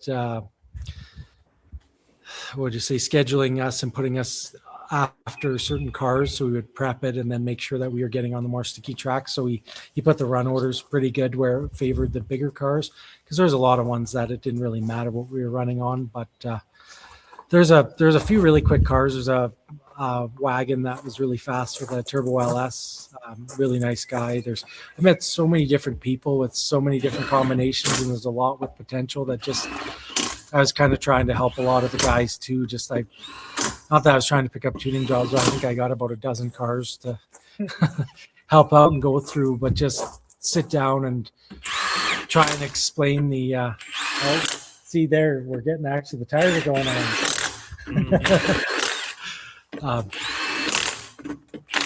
Sorry for the noise. Got to be done. It's got to be done. Yeah. What are you talking about? I don't think anybody watching this minded that. No, it was just trying to get the power down, but there's a lot. The thing is, it doesn't matter how big of a tire you have on those tracks. Sometimes it's just really hard to get down, especially the time of day too. If it gets hot, if it's cold. We had one day, it was in McBride. It looked like a really nice surface, actually, like it would hook really good, but we ended up almost having a rain out day. So they ran pretty much all the other classes except the top class. And I was really nervous going down. Like, I know I could have detuned it to get it down-ish, but it was good. He made the right call. We went and did burnouts for the crowd, but just kind of took a zero and went on the next day for that class. So good judgment for safety. Like he does keep you in mind. I did see that, and I was wondering if maybe like most of the classes got runs and then it rained out. The second half, but man, it may not have rained, but it just made the right call there. There was drizzle, and there was a lot of cars that it didn't necessarily. Rovico is making noise. There was, it was just a little. It was dry, but it wasn't necessarily completely dry. So he just didn't want to take a risk, and I'm glad with that. Because I was a little nervous getting down on that, because you're trying to apply power, and it just becomes a skating rink. But that track, if it would have been completely dry, it would have been actually really good. I think it seemed to be one of the better surfaces that we raced on. The Prince George track was actually really nice. It's a great run and HRA track. Just in general, I was really impressed with it. A lot of the racing surfaces weren't bad, actually. It was just, some were pretty virgin. It's kind of like a no prep in a way, is how it is. And there's lots of guys though getting down that'll just yank the tires. Like I was watching it, I'm like, man, I was jealous, and I'm the one with the big tires. So some of those guys really have it figured out. It's just like, if you see some of those though, I was trying to apply the power down and it just started smoking the tires up at the top. But Yeah, I think there can be Marshall. He's the guy pulling the wheels. Marshall's is the wagon. This car was, it's a Turbo LS in it, and I was helping him out. And we ended up actually finding out that he had a bad connection on the coil. He hadn't ever actually yanked all the plugs out on the one side to look, but we figured it out and was helping him out with the car. But that car is amazing to watch launch, even on a no prep surface. I was just envious of it. And there's so many different cars. He had a tough run this year too. Marshall had some issues on the road portions with trailers and stuff. Yeah, but I just want to say, Matt, you were being very gracious when you say it's like no prep. It's like no prep with cracks in the pavement that big. and weeds growing through them. And I think that, and that's intentional. I mean, the thing is, it's why if you talk to Mark and Diane, it's called challenge for a reason. And it really made you work, and you did amazing. And as a writer, it's like watching these guys. There's some surfaces along the track that are just bad, and these guys are doing some amazing things with their cars. So I just want to give you're being humble. So what we ended up doing, our changes, is for the road, we'd actually, with the front, we would take all the rebound out of it and then put lots of compression so it would let the front end pop up and not drop. And then the back ones, I forget what it was, but kind of in the middle in the back. But then when we're driving, the one thing, when you're hauling a trailer and you're a back half car, you have to really loosen off the rear shocks, or else it'll want to flex that rear frame with the trailer. That's something I learned early on in drag and drive, is make sure you loosen off at least at minimum your rear shocks so your back can actually, move with the trailer. Because what it'll do is it'll start beating on the back of your car. And as I think it was 15, it buckled my quarters a bit after that. So I think you got that figured out after that, like 6-car pass you did. Oh, yeah, I had my inner Rovic and Rich there. I've always, I remember Pat Miker and we were in drag week 17 and we had 250 miles to do, and we did that in just over 3 hours, and we had 2 gas stops, and he ran out of gas once. So I don't want to say what speeds we were going, but we were hauling. So I it's an object in motion stays in motion. That's one of my mottos when it comes to drag and drive, is as long as you're moving, you're making miles, and that's one less mile you have to do. So the sooner you get there, we always try and get on the road and go as fast as it was. The funny thing was I had passed all these cars, and I was trying to catch up to actually my friend Ray Huppy, who was in his Mustang twin turbo Coyote, trying to catch up to him. While I catch up to him, while freaking about a mile maybe down the road, he off to go to a gas station. I'm like, wow, I feel like a jackass after passing a big row of cars, have the gear vendor on, and you're passing them at a speed in BC that they might or might not have taken your car. You never know, right? Well, can I talk about that for a second, Mike and Eric? Is one of the things that we take for granted in the States. You can pretty much drive anything in the States, like hood off, no one cares. Windshield crack. We have a lot of freedom here, and like Matt's talking about, we had cars these cars literally should not have been on the road, but I'm knocking on wood now because I did not see a lot of Mounties anywhere. And no, I think I only saw actually 2, and it was just few and far between. I was quite surprised because they were telling me watch out for Mounties, but we were going a pretty good pace most of the time, just because that's what we're used to, is you get on the road and make miles no matter what. Some of the days we were kind of one of the later cars leaving the track, just one thing or another, having to fight the track. The problem is when you're at it, and he doesn't necessarily favor the top cars. Everybody gets their runs, which is good. He doesn't I don't like being kind of singled out and saying, hey, get special treatment. So he would give everybody, make sure they had their runs. Some of the bracket guys, they would do multiples, but not as many. They were pretty respectful. So at least we would get our runs in. So everybody would have an equal opportunity, where one guy just wouldn't get 10 or 20 passes where everybody else didn't. That was the other good thing about it. Robert. We were just talking about guys doing 20 passes. Oh, yeah. Hey, 26. The thing about that too is that he's absolutely right, but that's the other thing is because a lot of these are airstrips, the more cars that went ahead to lay down some rubber and get some of that surface a little bit better for them was great. And I don't think Matt, I don't think anybody felt bad about you two you and Jason, we wanted to see you run, so we wanted to get the track. Yeah, it was good. And the nice thing is like the first day, kind of a few people I think were a little intimidated by me because they didn't know me or they didn't recognize the car because it's blue now. I might wrap a flat black again. It just doesn't feel quite 100% right. But, it's most people didn't really know me, and I said hi to a few guys, and then I had a friend from Island Torque Converter, Royce, who I had known, and he's a good torque converter guy up in Canada here. He participates in it, so I have worked with him in some of the stuff. So he was, helping us kind of fit in, and then by the second, third day, you get to know everybody, and looking at guys' cars. I helped another guy fix his idle, and just a bunch of guys. I said, if you have a problem, just come up. So I ended up helping a lot of different guys on it when we weren't too busy, just to help them get better, because really by making everybody faster, it helps it in general. But the other thing that I really found interesting about the event is there were some older ladies, like probably 60s or so. The one had a small block and it was like a Cavalier looking thing. I forget, it was a K car. Mark would be able to chime in. It was the Cavalier. Yeah, and it had a V8 in it, and I looked at it, I'm like, no shit. I was like, that is cool. And she was like doing really well and having a good time. There's other she beat me.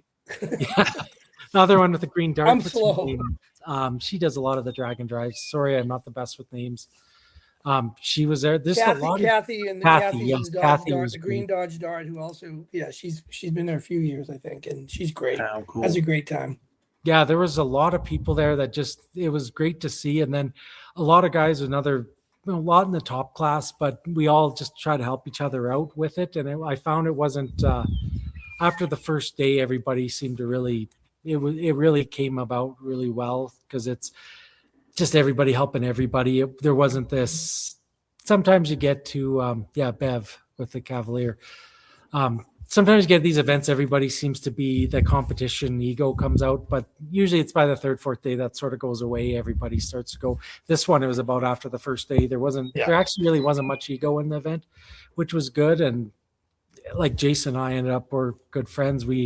I talked to him. I've got him talked in DFI and his wife too. So Nice. we're going to help him get DFI and maybe turbo it. And then that way next year he can lay a whooping on me. Just to really, make everybody faster. But like that car is going to be somebody reckoned with. I had told him, you should start to come to these other events, and I think that car will be one to watch for too. Yeah, it's good looking. Oh yeah, and it's a beautiful. It's a clean car. It's a very clean car. He was complaining about the dirt, and I was just like, whatever, What's the combo in it? It's a small Ford on nitrous, is what his is. Oh wow! With I think it's a Glide in it. I believe he has he has a gear bender also, and it's on a 315 radial, which I think on a slick, like some of these ones, like say Big Sky, for example, a slick is a little better on some of the surfaces, just depending, because some of these tracks don't get to run year round like a lot of these other ones. Like they're only running 4 or 5 months, and that does impact it, where if you're not running all year, you don't end up with that real base of good rubber, or just the guys being able to figure out the surface who are prepping it. It's pretty hard to come up with when airplanes are landing on them, it becomes tough. Yeah, parking lot parties too. Yeah, the good thing is we'd pull in the parking lots, and there'd be someone working on it. I met the one night, talked to a bunch of Challenger guys, and we just shared ideas, because like I have a daily driver Challenger and I tune a lot of them, so we were just going over things. There's so many wide array of cars, and there's hot rods, there's there's an older fellow there, there's a lot of, which is good, as older guys there. It's just such a wide range of people and families, and just it feels like some of the early days of drag and drive when we first started, where there's a little bit of media kind of thing around and such, but it was great because it was just more camaraderie based with it. It's still competition, but at the end of the day, side of the road, everybody always made sure everybody would get there. We ended up almost getting rain a lot of the days, only part of it, but we only got sort of that partial rain out the one day, but we ended up driving in the rain quite a bit. It was nice, but that street car stuff, man. Well, and that part of BC I had never actually been through, so it was a great spot to like that. I posted a few videos on my page called the Dirty Drag Week Dart. I'll post even some more videos of just going through there, and it's just great yeah, if you see, there's just beautiful drives all the way through in those areas, and you're able to cruise pretty quick. The other thing is a lot of the towns are, they're smaller towns, but there's great food too, actually, along the way. I'd like to talk about the rain for a second, Matt, because it's funny. It's on the footage that I dumped when I interviewed you, and you talked about Bradenton and letting how they didn't have the fast cars running. You did that. I will tell you this, guys, Eric and Mike, that as a guy who's covered several American dragon drives, these BC people are crazy when it rains. Like you show up and we showed up that morning and it was bad and there were puddles and I don't know what Matt thought, but I'm like, normally I would say we're not going to ride today, but I've been here for 4 years and these people are crazy. Like that track, the track in Prince George has a drop in. We don't discuss that. It's hard to see it even on camera. It literally drops in, and the first, I don't know if it was the first year or the second year, but there was like a lake, and we thought, oh, we're never going to race. And I looked at, and the BC guys all looked at me and said, no, we're going to race today. And you're like, there's no way this would happen in the States. Tom Bailey would close this thing down, and we'd be done and moving on the highway. And I thought that with McBride this year again, and they got the cars on there, and they just run it. They just run the track and get it dry enough. We had a break in the weather. I don't think it ever stopped raining. It was drizzling. It had just a tiny drizzle. That's why he didn't not necessarily let us go down, but made that decision where it's like, well, and you guys did a smoke show for the crowd. There's like a town. Yeah, I did. We all did good burnouts. 450 people in this town, and there's 100 cars on their airstrip, and so most of the time, a lot of the coffee, cars you'll see. We got a gift bag from there, and there's a bag of coffee. Well, the missus actually, there's a couple rings in there, and I looked at it. She's like, "These aren't from you, are they?" I'm like, "No, no, no." I'm like, no, I'm the ring of the coffee. I almost dodged. Yeah, that's the one thing about this event too, which is so I think different too, is a lot of these we're going in places in BC that really need visitors. Like Mark and Diane are really good about they understand that filling these hotels, getting these restaurants filled, like that's part of Dragon Drive, right? These folks welcome us. Mm-hmm. They want the car show. They want to celebrate the charity barbecue at the one where we had absolutely gift bags and the mayor. So after actually McBride, the one where we just did burnouts, I was talking to the mayor about the airport, and he said they're putting in more hangars, but he told me, he's like, oh, we sell avgas at cost. And I'm like, really? So we were actually flying past there the other day. I actually didn't want to quite push my fuel. I landed in Prince George, but I was going to go there. And every time I fly past there, I'm going to stop just because. Yeah. There you go. It's one of those things, and it's a great airport. Yeah, they love this event. It's tough. The hotels aren't, sometimes they're booked up and they're not the best, all of them. But it reminds me of Mexico. I'll tell you, some of these places, it's like you just like, well, we're here for the event, and like I heard somebody earlier in the show sleeping in the back of a trailer, and that's kind of the attitude you have to have when you go up here. But the locals love it. And they do a great job. The thing is, the locals weren't shy to, I talked to a lot of the locals that were just blown away by the car. And, my car is kind of a maybe upper middle of the road car in most of the bigger events. Sometimes it can do really well, but, in that event, it was pretty good. But a lot of the guys hadn't seen a car of sort of the upper caliber that's, won some events, around. So they were quite blown away that, hey, this is a street car. And I'm like, I lean in, hit the thing, fire it up, and it just idles away. And I'm like, you just put it in gear and drive it. Like it's not a extreme race car. I didn't really mean it to be that way. It's almost a daily drive. But it runs 530s here. What? Yeah, I know the car. I'm going to try and get in the 4s and at Big Sky here. I think it'll do it. We just actually swapped some tires today, and a friend of mine's got some centers. I actually didn't realize the bolt pattern was different, but I was running on tires from 2019 that we actually won Miles of Mayhem with in 2022, Rich Vito and I. And then I looked at them, I'm like, man, because they were stored inside and then they didn't really bloom. They were good, but that's something Raj would do. The guy behind you would do that. He goes through tires like lifesaver, like Tic Tacs. Yeah, I just the amount of money that tires are, and if there's tread on them, it's a big tire car for the most part. They hook, but I've got a better set for this event just because there's going to be Big Sky usually brings out some really quick guys that have been there, and I help them actually with their spreadsheets and such just like Miles of Mayhem, keep all the stats and have the lives. So Austin does a really good job at Big Sky. I've been there. I haven't actually participated, but I've followed along a bunch of the time, and lots of my friends have went. So with my car running this year, I said, hey, this is one of the bucket list events that I want to make sure, because that part of Montana is really beautiful, and some of the drives are just unreal. Now it's supposed to be over 100 on the starting day.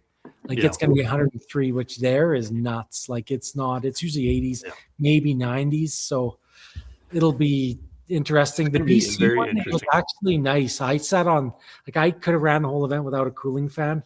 It had rained, but it was warm, but it wasn't that hot, which was great.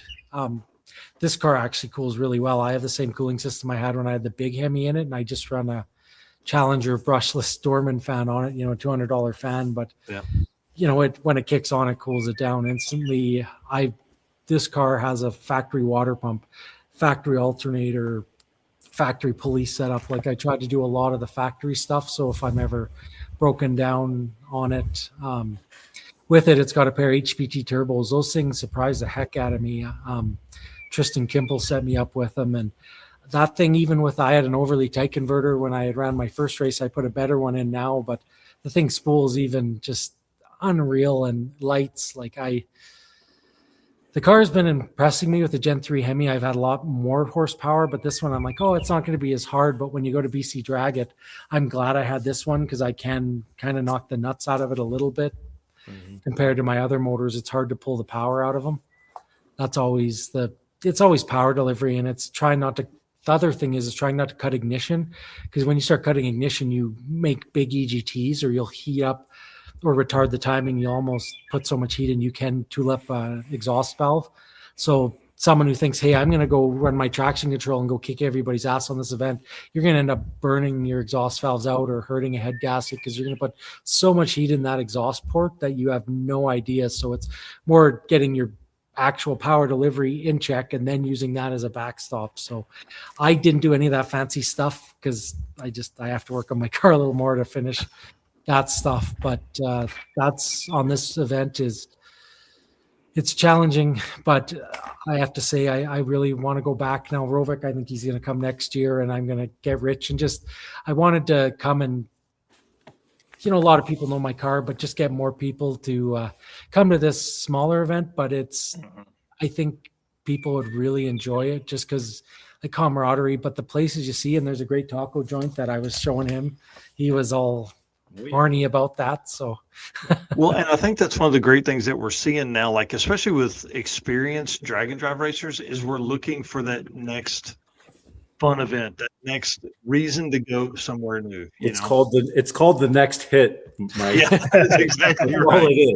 Give me a bump, bud. Yeah, it's one of those events that I think a lot of the even more hardcore guys they would come to, I think they'd still enjoy it, because you're all racing on the same surface regardless. Yeah. And these guys look at it, oh, they're all slow. Well, I thought, heck, I'm just gonna run 5-second average like nothing. Well, the only reason I got a 5-second average is on that last day. I finally, I did my suspension change and finally figured out how to get the thing down. And I ran a 5.99. I think it was 4 or 5. Mm-hmm. I just by the skin of it on my very last run, I knew I had to run a 5.72 or better to actually get me. And that's a no prep pretty much. And I'm like, geez, this is like I ran a 5.95 or 5.94.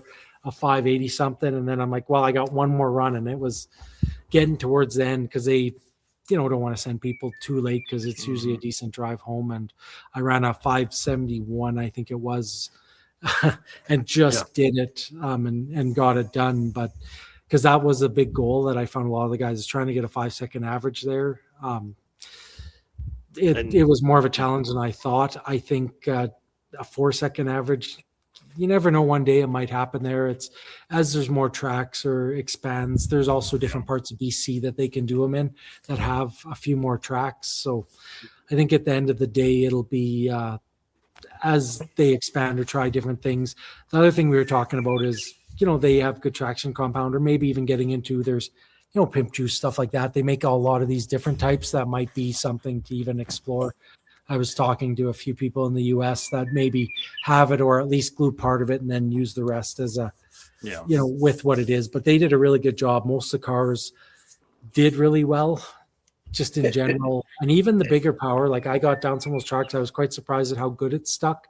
And it's just down in the US, you can just, it's let go of the tranny brake. That's about the racing it is. You let go of the tranny brake, and that's what the racing is. There's no real driving the car. It's just piling the power as quick as you can, and you don't really have to worry about knocking the tires off. Like I know my car at most events, you usually aren't having traction troubles, where this one it takes a lot of skill to get down these, and that's where I think you get more of these seasoned dragon drivers. I think they would really appreciate it more. Like I know Rich would really do it, or like Rovic, or just like even Chris from Off Racing. I think he would enjoy something like this, and just even in general, even Tom Bailey, like any of these guys, I think would come to this event and really enjoy it. And just it gets you back to where sort of at the end of the day is where you sort of began in drag racing, and you come to these smaller tracks or ones that they prep airports. Like we had an airport race here that just lately, and it's the prep at these was better than the one we had there, but it brings you back to that and just gets you back to realizing that, hey, it gets the challenge there, where these other ones, just the prep makes it too easy sometimes. I want to talk about that too. And they're laying the prep with an ATV and a hand sprayer, and they're doing an amazing job. And I think that's, Matt, you're hitting on it. The difference between a stateside, this one is really a challenge, and it's not a big spectator. This is about, it reminds me of Mexico when you're in the middle of a desert and no one's watching you and you have to make it work. You have to keep. Yeah, like some of them they had decent crowds, but some of them, the airports, they didn't necessarily want spectators. Right, but it's not going to, you don't have all the YouTubers. Yeah, you don't have a million people, and you don't have people aren't showing off. The crowds for Cletus. And although those are great for those events, like you said, I really like how you just said that, is you just let the trans brake go and you go. And here is like, you really have to work back to get that car to go down this track, and no one's watching. Like, I mean, you're doing it for yourself, right? Like it's not you're racing yourself, not an ego thing. Yourself. And I love that. To me, this was really where, like you said, a lot of cars, you thought you think you're going to go in there and just kill it. And here's a car, an old station wagon. He's been running this track for 4 years, So he used to, he had the football and the coil spring trick, because he would do the what do you call that? The G-body shuffle. And so like, this is what makes this event fun, is it's all camaraderie. It's all, sitting in the parking lot, bench racing in the evening. And in the daytime, like if you're lucky, you'll have a couple hundred people maybe watching it, maybe. But ultimately, it's everybody else. And what's different about this event is I notice more of the racers come up to the fence, especially at Prince George, and they're watching. And we're watching the other racers. Whereas some of the bigger events, they're so busy. Yeah, like I came up and watched some of the classes and just watching guys run and seeing. And I know I saw the one, and I think I said to the guy, put a little bit more air in your tires. You're really crushing. And he said, really? He said, I don't really ever have many people watch. And I said, yeah, put a few more pounds. And he went out and did better. It seemed to 60 a little better, but it's just everybody's kind of watching, or says, hey, it's the great thing about it is everybody's watching out for everybody, and there's still competition, but everybody is for each other. It's everybody doing better on this event, trying to encourage. The other cool thing is when we came into Ashcroft on that day, we went by this huge copper mine that Tech runs, and it was unreal drive. So we drove out of Merritt, I think it was, all the way up, and I don't know if what's that called, the Coquihalla. So we're driving up the Coquihalla, and you have to go up, and it's a big long grade all the way to the top, and then you cut across, and you're supposed to go to this lake. Well, we came out, and I'm like, it's going to heat this tranny up, and my fan still didn't quite kick on. I was laughing, but we were going up, and it was a long pull, and I'm like, man, some of these guys, like it's a long pull. You get some of these cars that are borderline street or have cooling problems, like you're at altitude too, so it feels like Rocky Mountain Race Week, because I've been on a lot of those. Some of those drives were really like, it's as challenging, or the cooling issues were like, I would say it's similar to Rocky Mountain Race Week on some of the drives, with a mix of some of the like Six Smokies tracks, sort of like a mix between Six Smokies and Rocky Mountain Race Week with a little bit of kind of Miles of Mayhem too. Like it wasn't all necessarily like the, it was unique and it was similar in some ways, but the drives, when we went up the Coca-Cola, we went to this large copper mine, and it goes for miles and miles, and it's neat. And then we saw some moose, we saw, squirrels and lots of wild deer. And last year they ran that track. They ran Ashcroft the other way, and that hill coming up the other way is even a steeper grade. Oh yeah, well I got did kill a couple of trucks, and that sucked because I wanted to engine brake down that all. Well, I'm like, man, I'll go and I'll engine brake, but I got to get running a bit to, it's either third or first have my engine braking in this Rostler that I had in it. So I think there's like 6 runaway truck ramps on that. Yeah, and I'm like, man, get out of the freaking way. It pissed me off. But so we got down in Ashcroft, and the cool thing was they shut the whole town down on the main street, and then you're supposed to take a picture by one of these.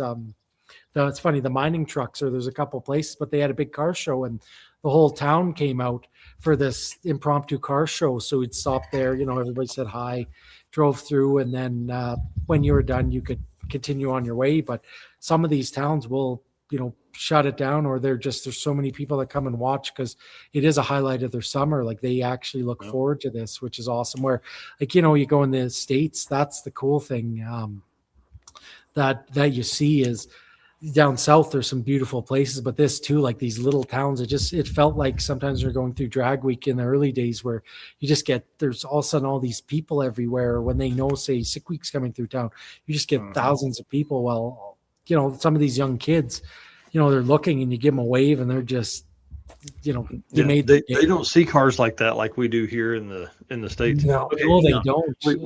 We got to go to the next segment. We're gonna be over on the show, and I don't want to miss this next part. So big shout out to Performer Built. Appreciate them and all they have done for us. Baddest GM transmission builders in the planet, and AFCO Racing products here. So racers know when you want performance that wins, you want AFCO. From shocks and suspension to cooling brakes and more, AFCO Racing has been helping teams go faster for over 30 years. Built by racers for racers. Check out the AFCO Advantage and follow them today on social media for the latest in performance parts. AFCO Racing, built to win. I want, you guys are hitting on some great stuff, and I'm gonna hand it over to Eric for a minute so he can get some stuff in here, because I want to hear your thoughts on this. Yeah, so really up next here, we kind of want to talk about one or two of your top memories from the trip. So Paul, do you want to go ahead and kick that off for us? Well, I had an eventful, my car survived. So my thing for this event is I spend less than $4,000 on a car, and that's what I race. And I bought the first year, I just took a GMC, my work truck, whatever, just a 5.3 with threw 150 shot on it, and it was a 14-second truck, quarter mile, and slow as hell. But the bracket class. So for me, the highlight is this. I will always go back to this event. I've been to a ton of events. One of the things what Matt was just saying about these small towns, besides for Prince George and maybe Cache Creek, but after that, like 3 of the days, I don't know if I saw a traffic light. Wow. And I've been through Sick Week. You didn't have the real bad traffic. That was a good thing about this event. Oh my God! When I was chasing Sick Week, too much. When you're chasing Sick Week I had Wes Allison, one of the best hot rod photographers in the world, and we're chasing it, and you get stuck in traffic for 4 hours, and you're going from light to light to light to light. You're not going to do that at BC DragIt. You're going to drive. We saw bear cubs, like you said, moose, bear cubs, horses on the road. My best memory of this, well, one, I love the tacos. I'm not kidding. In Cache Creek, oh my God, they're better. They're as good as Mexican tacos, like a real Mexican. I eat way too much Mexican on these dragon drives because Rovic just insists. I'd rather do the Texas Roadhouse thing, but it's. So I didn't know you were going to ask me my favorite. I don't have a favorite except for it keeps getting better every year. I just love it. It's different. It's a different experience. I think it's never going to be as huge as a stateside one because simply these towns can't support the amount of people coming into them. which makes it, to me, like to Matt's point, like let's get Tom Bailey up there. Let's get some of these guys. But guess what? The crowds ain't. There's no place for them to go. It's going to literally be a challenge. This is these, and by the way, in the Canadians, we're getting more efficient, which is good too. So I think you guys are the Canadians are the best people. I said this at this event, and I'll shut up. I'm from the East Coast, originally from Boston. At least BC. I don't know about Matt, but at least BC, their first language is sarcasm, and their second language is English, and that's how I work. So these people, I have the best time. They feel like family. I know. Mike and Eric, you both know what this is. You go on an event like the event you guys are talking, the Detour. It's like you go into battle with these people, with this group of people, and you come out and you have a camaraderie and a relationship with people. And I don't see these people. I wish I saw them more. I should go up there. It's only an 11-hour drive. I can do it in a day, but I go every year, and I look forward to it because it's like going to see family that you haven't seen for a while. So that's my best memory is just seeing my family again. That's awesome. What about you, Matt? One or two top memories?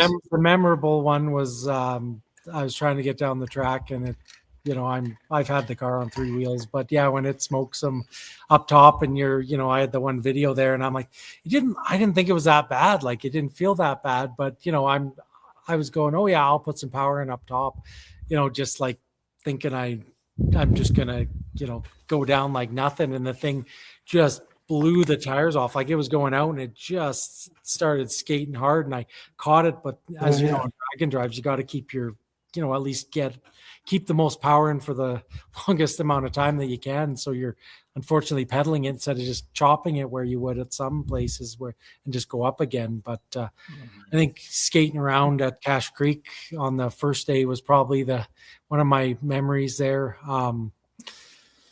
It doesn't have much of a run out, guys. Mike, Eric, if you saw the video, you get to the end where he was going all squirrely. There's a cliff.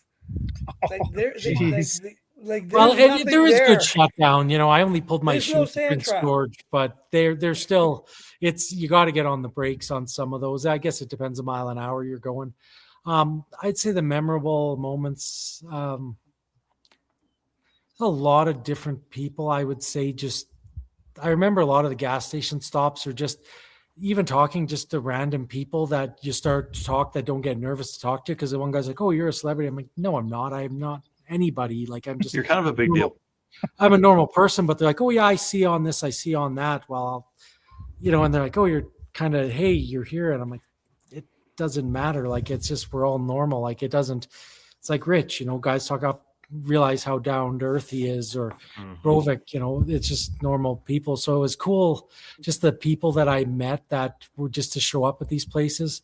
The other one was my co-pilot Kevin Leenan that was with me. He had never been on a Dragon drive, so he's never been on it. He's got a Dragon drive car. He can't really race because he ends up, he has a problem because he got in a car accident, so he gets more headaches. It's just a health thing. He can't. So I race his cars, but it's a good way. I think the best part of it is he was able to participate and felt he was part of the event on the Dragon drive. And that's, I think, was my best part, is seeing him, how happy and how he was to be included in it, even though he wasn't racing, but he was a large part of the reason why I finished, to be part there and feeling like you are the team, which he was. So I think that's one of my probably best memories of it, is just seeing how happy, and even after, like, he talked to so many people and just was raving at how much fun he had on that Dragon drive. And I thought that was a great one to start him out with too. But I think that was my best out of the whole event, to seeing how happy and excited, that first Dragon drive that you do,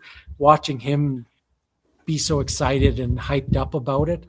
That's probably my best one. And then just all the different guys that come up and talk to him, talk to everybody at that event. It's always just the people that aren't really hardcore in Dragon drive that come to these and watch, that just love to see it. So that's probably my best. That's awesome. One of the other things I know we talked a little bit about before the show was kind of talking about how the standings are determined for this event. Just blows my mind. Yeah, so I was looking at the spreadsheet, and I've talked to Mark a bit about it, and I think eventually we'll get it kind of more of a live one, because there's people that want to follow along, but they do a lot to keep that event going, to prep. Like, there's a lot to go with it. with what they're doing, because they got to set up, like it's setting up a whole track each day when they come there, so it's a lot of work. So for them to do it, I think we'll probably work with them a bit. I think they have a decent IT guy, but it's their spreadsheet, so they make a combo of it. It's your how far you're off your dial plus your ET, or plus your reaction time every day on a lot of those classes. And then there's heads up ones where they don't do the 1 second rule, but I always try and keep under that just so I don't ever get in that being lazy. I just want to show folks that this is what it looks like, bro. Like when I got this, I was like, what am I even looking at? So they'll do their reaction time in ET, and they'll have their dial that they'll set on the first day, but then they can't run past it. If they run, say, past it or whatever, like they'll add that on. There's a lot of little things that, and I'll have to ask Mark a little more about it. I can talk about that. Getting it right. They're doing their combos with it. They make so it is a little bit more where guys are just, I got to do this thing, but then its reaction time is factored in it, right? And that's what really is the hard thing, is getting the reaction time plus getting close to your dial, where some just do it doesn't matter what your action is, you just got to hit your dial, right? And so I think as long as you've ran with drag and drive stuff, I mean, you've obviously seen it that way. I like trying a different way. But man, when I first saw this, I was really a little, to be honest, I was overwhelmed, because when you start looking, for folks like Eric and I that are tracking this stuff from years past, I had no idea that we were looking at that. There's a lot of events now that collect reaction time, but to actually use it as part of the package, I thought that was pretty interesting. But I get it for the bracket side. But like for the 640 and 740 index stuff, I really didn't understand using it with that. But I think they use that for the combo just so it made it a little more interesting. So you had to cut a light, because there's so many people. Like there's a bunch of people in those classes, but just trying to cut a light, I think that's more of as being on your mark is what they're doing. Yeah, it's a little different with it, and you never know, they might change up a little bit, but it's a different way of doing it. The heads up classes are still the heads up, in their way. The other thing that, talking with them is if, we end up getting a lot of more different cars is if there's, say, classes that say fit it, I'm sure they'll fit something into that, if they get a certain type of car, they'll bring a lot, make a class for it. It's just, there's still a limited number of cars, but I think as they're getting more efficient, they'll be able to bring more in. And some of these towns, they had talked about they might use some different locations. I don't necessarily want to say, but might actually accommodate some more. There's a lot of really nice racing facilities in BC. Like Mission is one of the fastest tracks in North America, Mission Raceway, because it's right on sea level pretty much, and the air is always good, and the track's on point. So it's one of the best ones around, which incorporating that though, sometimes the drives and the tracks are a little far from each other. So, being in more of the rural areas or the smaller areas is kind of nice, because it's, you're just the ones there, and it's middle of the week. So your hotel rooms weren't crazy, right? Like they were actually pretty affordable. I'd say out of the drag and drives, this was one of the more affordable ones that I think I've done. That's awesome. Paul, give us a rundown of some of this stuff. Well, I was just going to tell you the package deal. Like I hear what Matt's saying, this is one of the things that separates this race. I didn't understand it when I first came up, and I was covering it for SICK, and I'm like, I don't get it. And if you read the piece I did, and if you watch some of the footage dumps, I filmed it, and it's really interesting. But I guess I'll say this: for the real fast guys, I would agree with Matt. I think maybe including the reaction time for some of the faster guys is maybe that should be looked at. But I will tell you, for the bracket guys, they love it, and it's weird. Because I think if you did that on the 850 class and you did reaction time, I think that would here's really the deal. change The reality it. is. Like you think of it, you look at how many people can run 850, but how many can do it with an overreaction time? But that's overreaction, not many. The skill, see, this is where I would disagree. I think maybe I'll disagree. I don't know. But the reality is, to the point of, if I go to a prep track and I just release a trans brake and I've dialed in that car with my computer and everything else, it's going to do what it's going to do. But my reaction to that is different, and that's why Tom. I mean, they instituted a no sleeping on the light thing. It is difficult, and I can tell you, it's hard for me to get a 00 reaction time. Oh yeah, and we had one. If I'm a decent O or a lower got a perfect light, and he got a perfect light first time in his career Prince George, Ian, and it's like it's incredible. It just adds another for bracket racers when you are slow. And what happens is we have Rob Campbell won last year. I think he came in second this year, and he runs a 6-cylinder Fairlane with a 300. I think it's a 300, but it's a 6-cylinder. It's probably a 260, whatever the hell. I don't know what a Ford Fairlane runs, but it's a really well built motor. It's slow, but it's consistent, and he gets his reaction time in. So I guess trying to grow a sport for me as a rider, trying to say, hey, you don't have to be as good as Matt or have the money to put a car like him, but you can come here, and even if you have an LS turbo, twin turbo, junkyard motor, a guy with a 6-cylinder might beat you because he dials in and he's able to get a 00 on his. Well, some of those older ladies were cutting the tree down. Like I'm telling you what, it forces cool to watch. me, right? And so then you have to look at, and there's a whole math. It's like algebra to figure out trigonometry to figure out which pass to turn in, which slip to turn in. I had like I have people that I go to, and I'm like, help me out, Greg. Like, what do I do? Help me out, the Dawson brothers. Like, what do I do? And they tell me to turn in a slip that I wouldn't have turned in because my AT was shitty, but my reaction time was a 00 or 09 or 08. And he said, you want to turn this one in because, and it's the whole package situation. It's weird. It's different for Americans to realize that, but it adds, that reaction time adds a lot. I mean, I have an app now on my phone that I'm doing the reaction tree, you know, I'm practicing. And my girlfriend's daughter, who was in a couple of passes with me on this trip, she's my co-driver. She's getting a triple zeros on her on the app. And it makes you think about, and so I know I don't want to drag this on, but because it is so unique, each car I've run 3 different cars at this event in 4 years, and each car is different. And these guys are able to get 000s or 001s and 2s because they know their car. They know what light, what light they're hitting it on, whether they're waiting for the third bulb or they're hitting it on the third bulb. And I think if folks are watching this on YouTube or whatever, because we have a lot of listeners on the podcast, but if you flip over to YouTube or Facebook and find this spot, I mean, like 007, 004, I mean, you don't see these kind of reactions. And they have to, the other thing too is they have to run within their number too, like within their number. And dials, and then they're added together, and the average for the week is your package. So you're really racing your package. The first 2 years, I didn't know that. I wasn't doing it right. And then I do it. So what I love about it is it gives the cars that aren't, 3 second, 4 second, 5 second, 8 mile cars. It gives you a challenge because it makes you want to be better, and you are again. I think that's what BC DragIt is for me. Is I don't race. I don't feel like I'm racing anybody but me. And when I get that, when I can't cut that tree down, I'm pissed. And it took me a while and I still can't do it myself.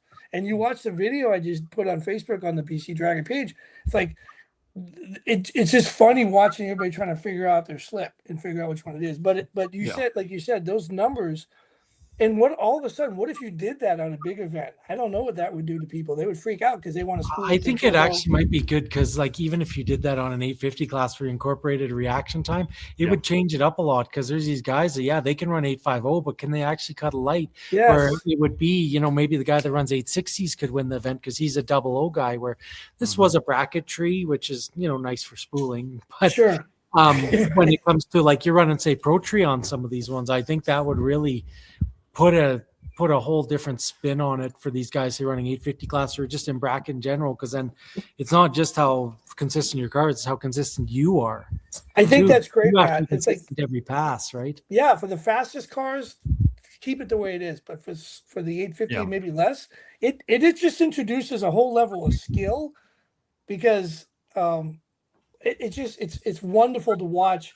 Like I'll be honest with you, It makes it more like bracket racing, really, right? Because I ran a 2007 Impala front-wheel drive SS. Like that's what I ran with a 5.3. It's slower than shit. It's probably a 14-second quarter-mile car, and I got top 9 out of 33 in my bracket, and I'm thrilled. It like made the trip worthwhile. I was like, oh great, I'm like top 10. I'm the slowest guy there. I lost to that Cavalier. That Cavalier was cool though. Like I looked at it and they just said, well, I was asked about it because I'm like, that thing sounds odd. Like that doesn't sound like it's stock. And they're like, oh no, it's got a small block. They just did it because they said they could do it. And I'm like, no shit. And this older lady had bought it and it's her daily driver. And I'm just like, it's a rear wheel drive Cavalier. Oh, sweet. With the small block. And I'm like, man, that is so cool. And she was just so happy. And like I wave at her every day. And just, that's the thing is there's so many people that you can tell they just really love the event and really like being there. And it's great to see it because you see how much pride and joy they're taking in it, in their vehicle, but also they can be competitive no matter what they're driving. Because get some of those, they chop the tree down and you're like, holy, like they're going up, but it's also, they're not quite like Rovic where they get 26 passes to do it. So you have your package and, depending on how the day goes, you get 3 runs. Sometimes they were getting more, but they'll leave the lanes open. They were running classes just to help with the prep. And then they were kind of letting people run after that, which was good. That was a new thing this year. Yeah, Triple O. Yeah. In Prince George, there were some guys cutting lights and I was like, I wanted really to cut a light some of those days. I'm like, oh, I can cut a light. Like I love bracketries because that last yellow, how mine reacts as soon as that comes on, you're good. It's, I can do an 00 sometimes or whatever light on those trees, but I didn't want a red light because you can't turn it in. So in a heads up class, it wasn't, the challenge there, but in a heads up class like that, I don't think you really your reaction time. You're more looking for ET in those classes, and like as we talked. But on these bracket or the dial classes, I think like the pro DYO type stuff, I think that's something that would put a whole spin on it. I think it's a good thing, really, because if I was running even my Green Cuda, I'd go and run that event and do that and get my package together. And then if I knew what it was, because I could have a car that's ultra consistent. That's the thing we see is these people have a car that'll say run 8000 every time, but if they can't cut a light, they're not any better than the guy that's a 10th off where he struggles with his car a bit, but he can cut a light. But he can chop line down. You get these guys that are so consistent, but they're not consistent in the reaction times, and I think that's great because it helps. It's an equalizer, really, at the end of the day. Because I see some of these guys, they go run a stock car and they think, oh, hey, I've got this one. Well, no, you don't, because when you have to react every time, you're a 10th off. That guy that's a half a 10th off, and vice versa. You're still in the game. Or you know what? Let's see guys do 5 hot laps and keep it within half a thou. And now we're talking. Well, some of those were keeping them pretty good, actually. They were going up. I know towards the end there was a few guys trying to hit their number, and I was like, that car just go up again. There were some hot lapping. He would have been proud. He would have been like, oh, there's a lot of Matt. You're being polite again, because there was and I'll call Rob Campbell out as one of them, but there's a couple of guys that they will run and they'll sneak in, and even he got. Someone even out-snuck him in and ran a couple runs. Most people. I kind of looked. I'm like, wasn't that car just up? Or like, I'm like, did I just look because I hadn't went up yet? And I'm like, wow, he was doing the Rovic. I'm like, man, good. You got to build a good car. Guys, you need to come to this event because it's all about hot lapping. I know. I've been wanting to. I just missed it this year because I had to work. So. I've been inviting I was mentioning it to him that I was going. So you get someone like this where you get a real legend to the bracket racing. I think he'll be like, he'll just be vibrating the whole event. And he doesn't have to drive 5,000 miles to get there. That's right. Yeah, it's a lot closer to the Yukon in general, actually. Yeah, it's with the way they're doing it. At first I was just scratch your head, but I think it's good it just levels the playing field for the normal person, not just the guy that has the ultra consistent car. Well, let's run through these real quick, and then we'll end the show. We want to kind of be done. We got about 12 minutes. I want to run through the award, or like who won stuff. Obviously, the quickest car on the property, Matt Blasco. We know we've talked about that. First 5 second average, quickest pass in history, and quickest average in BC DragIt history. So big shout out to you there. 5.994 average, and the best ET of a 5.30. Dude, tell us the 5.30 pass. So the 530 pass, actually, I turned a little bit up off the line, but I was still struggling with the suspension because I had it. So on a slick car, usually you think of 4-link, I actually had it uphill where my car likes it downhill on the bottom bar. And I was listening to one guy. Well, I was struggling with my 60 foot on that, but I put a little more in down track. Now I was skating black tracking that track through. So it's it was still an NHRA track, but I was fighting the car a lot. It was a really good pass, and the nice thing is it's a quarter-mile track, so you have lots of shutdown. So, it came out of the hole really good. I put a lot of power in the mid, and then just hopefully it wasn't backtracking. It was skating a bit up top, but I'm kind of used to that. I used to run drag radials and Calitrax before they were cool, like in the early 2000s. So it really, when I get in a big tire car, I usually just leave my foot in it because they'll usually gather themselves up for the most part. So that 531 was pretty good. I know I can improve upon it, but because the 60 wasn't that great. But with that track, I really loved the track there, and the track personnel were really good and on top of it. And you can tell they really appreciate the racers being there. So it wasn't just the run, it was the guys there and, in the burnout box, like just making sure they pull you in good. So in that 531, it was really good. Had some good mile an hour. The guys were pretty blown away that it was in the 140s, I think, or 130s. Maybe it was 140s. I forget what it actually did on that for mile an hour, but it was I know I could throw more at it. I didn't want to risk it just because I wanted to make sure I finished that event with it the first time. But yeah, it was a good run. I was still happy with it. Like I said, you don't want to take too many risks, especially sometimes people go up and they end up breaking when you could have just took it and lap. Don't want to do. You've done enough of those. Yeah, I've done enough of those. So yeah, it was a good pass. It'll get better, and I know a lot of the guys there too will, like they're all upping their game, which is good. And the good thing is this is making people pull up their socks a bit more. But it was good to see there and see the challenge that it is, because everybody thinks, oh, I'm just going to go there and blow everybody away. They think, oh, my car runs 4s. This 4-second small tire car wouldn't do a 650 at this event, unless they're really. There's only a few guys that I know with small tires that I could know that they could get down this track and do pretty well on, because they're extremely seasoned street racers. That I'm thinking like Tony and Tess. They could probably they'd be really good on this event and enjoy it. I know Tony could really get the car working on this, but I know he'd enjoy it just because it would take such skill in it. So, but there is good hook on those tracks. So yeah, the average was, I think the harder was the 5-second average than even just getting that lower pass in it in general. So right. And then second place in that class, Jason Gibson in the Mustang, which you were telling stories earlier, 638 average for him. Best pass for him, 585. So pretty awesome to have, somebody else kind of running in that same well, he range. was ahead of me on that first day. So I was sweating a little bit because I'm like, oh geez, I'm just going to, this is going to be easy, but no.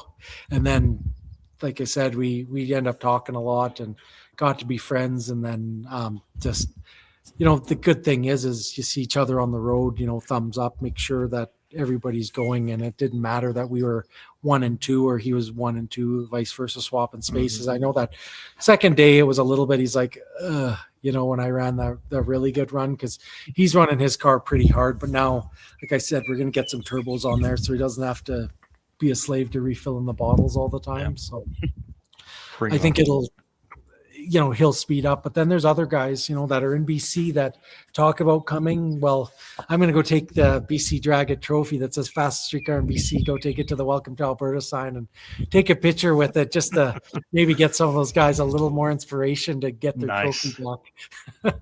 Because there's a little thing between the two provinces. There's a lot of fast street cars out there, and I hope a lot of them start to come out there. It's just we're getting inspiration of more people to come that maybe haven't heard about the event. Yeah.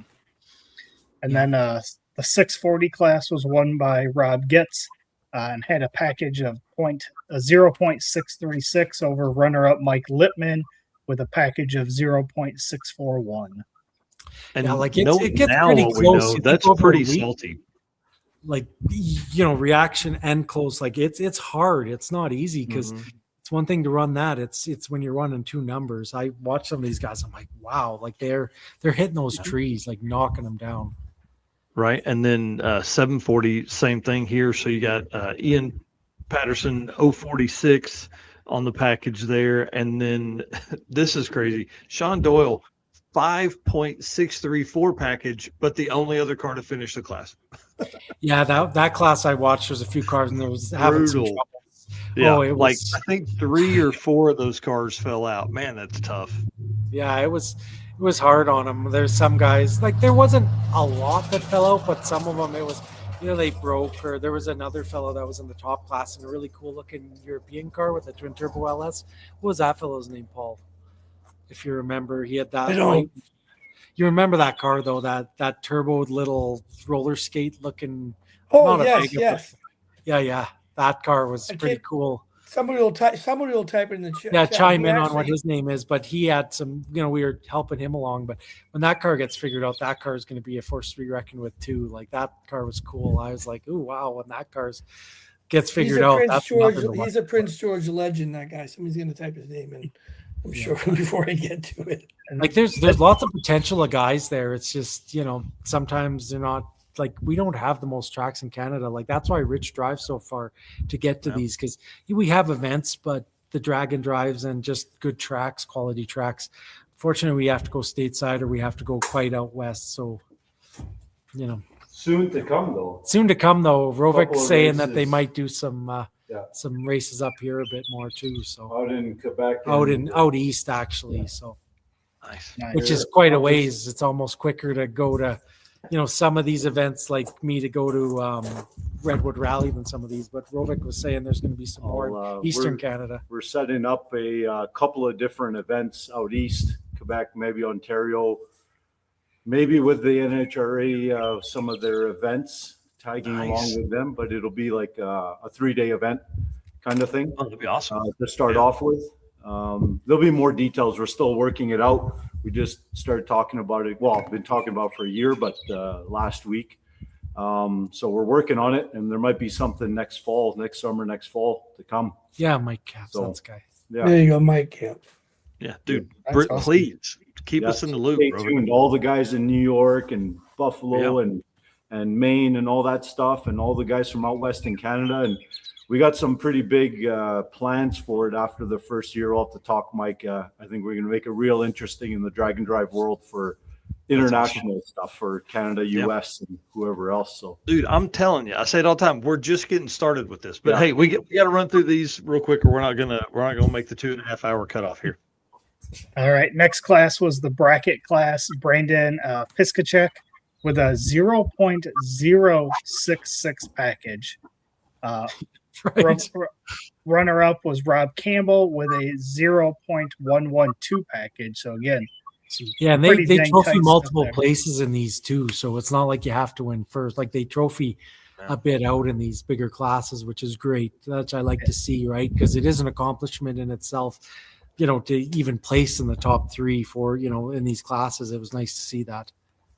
Yeah, that's awesome. Hot rod class, I think, is along the same as the bracket South stuff here. So we got Greg Dawson winning that with a 0.130 package, and then runner up Jason Titley with a 0.163 package. And knowing what we know now, damn, dude, that's salty after 5 days of racing. Yeah, and that's a '57 Pontiac. Oh wow. Oh yeah. That's the one that showed us. If you saw the footage of the abandoned racetrack, it's that car. And then there was another guy who was SD Performance with that GTO was there. Actually, I sent Rich a picture. He's like, I know that guy. Is that the red one? No, that baby, like the blue, the blue, the really light blue, like the robin's egg blue. Oh yeah, that was beautiful. Beautiful car. Then we've got Stick Quick. Or first we got Stick, which is Graham McNeil at a 0.289 package with runner-up Dan Piskacek at a 0.395 package, and third place Paul T Grube with a 0.405 package. So some pretty tight stuff there out of the stick shift. Yeah, and then I think they had the quick class too. Was it more? I think that was a heads up, was it? Or yeah, and so it was set up as a kind of like the quick class, like yours. So I like how they named it, and knowing it now, it makes sense. So you got the quick streetcar class or whatever, and then you got stick or quick stick. So Shane McNary won that one with a 744 average. Runner up in that class, Ryan Kelsnikoff at 783, and then Adam Lieb in the last place, 786. So runner up in third, pretty pretty tight there for the quick stick class. And the stick cars on some of those surfaces, like I said, Oh man, it was quite the watching them go down. I was like, I'm glad I'm not that guy having to really, you're figuring out a clutch on top of your power management. Oh, So, for sure. but I And think it would, some of these experienced stick guys would enjoy it. I was going to say it'd be fun, like seeing a guy like Rich or Bill Armstrong or Chad Fegley. Well, I A think lot you of get those, Rich and Bill there, they would have the time of their lives just because it's not, it's not just like going the clutch and grabbing the gears. It's making the thing go down while grabbing gears. yeah, that's awesome. And then the last class here, the truck class, Tyler Gold at a 7.106 average, and runner-up Taylor Dean at a 7.319 average. Yeah, which for trucks was decent, really decent there. Like it was really good. Yeah, I appreciate you guys explaining that because, man, when I first opened that, and I think as this event becomes more popular and people look at that, I think you're 100% right. I think people will enjoy that, especially given the new challenge of reaction time, because we've never worried about reaction time in Dragon Drive ever. I mean, like we made a rule that I think it might catch on. Yeah, I'll say if you don't leave within a second, you're getting at it. Like that's the problem we've had, right? So, because back in the day, I mean, dude, it's 6 or 7 seconds. Those guys would sit on the button with the light green and then go because we only have worried about ETs so far. So I think this is pretty fun for Eric and I's side of what we do for historical data.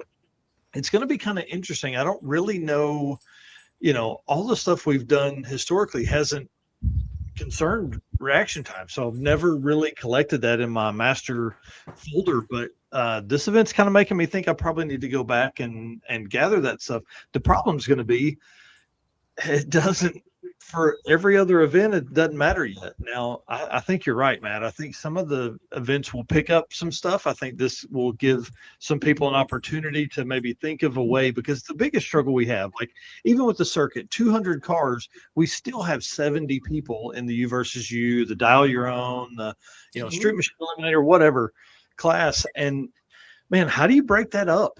Like how do you not just, because you can award the top 10 and still not give a reasonable amount to. And I think really though, you get these guys that know their cars, but they're not, reaction time. I think it makes it more just like a bracket race in a way. Yeah.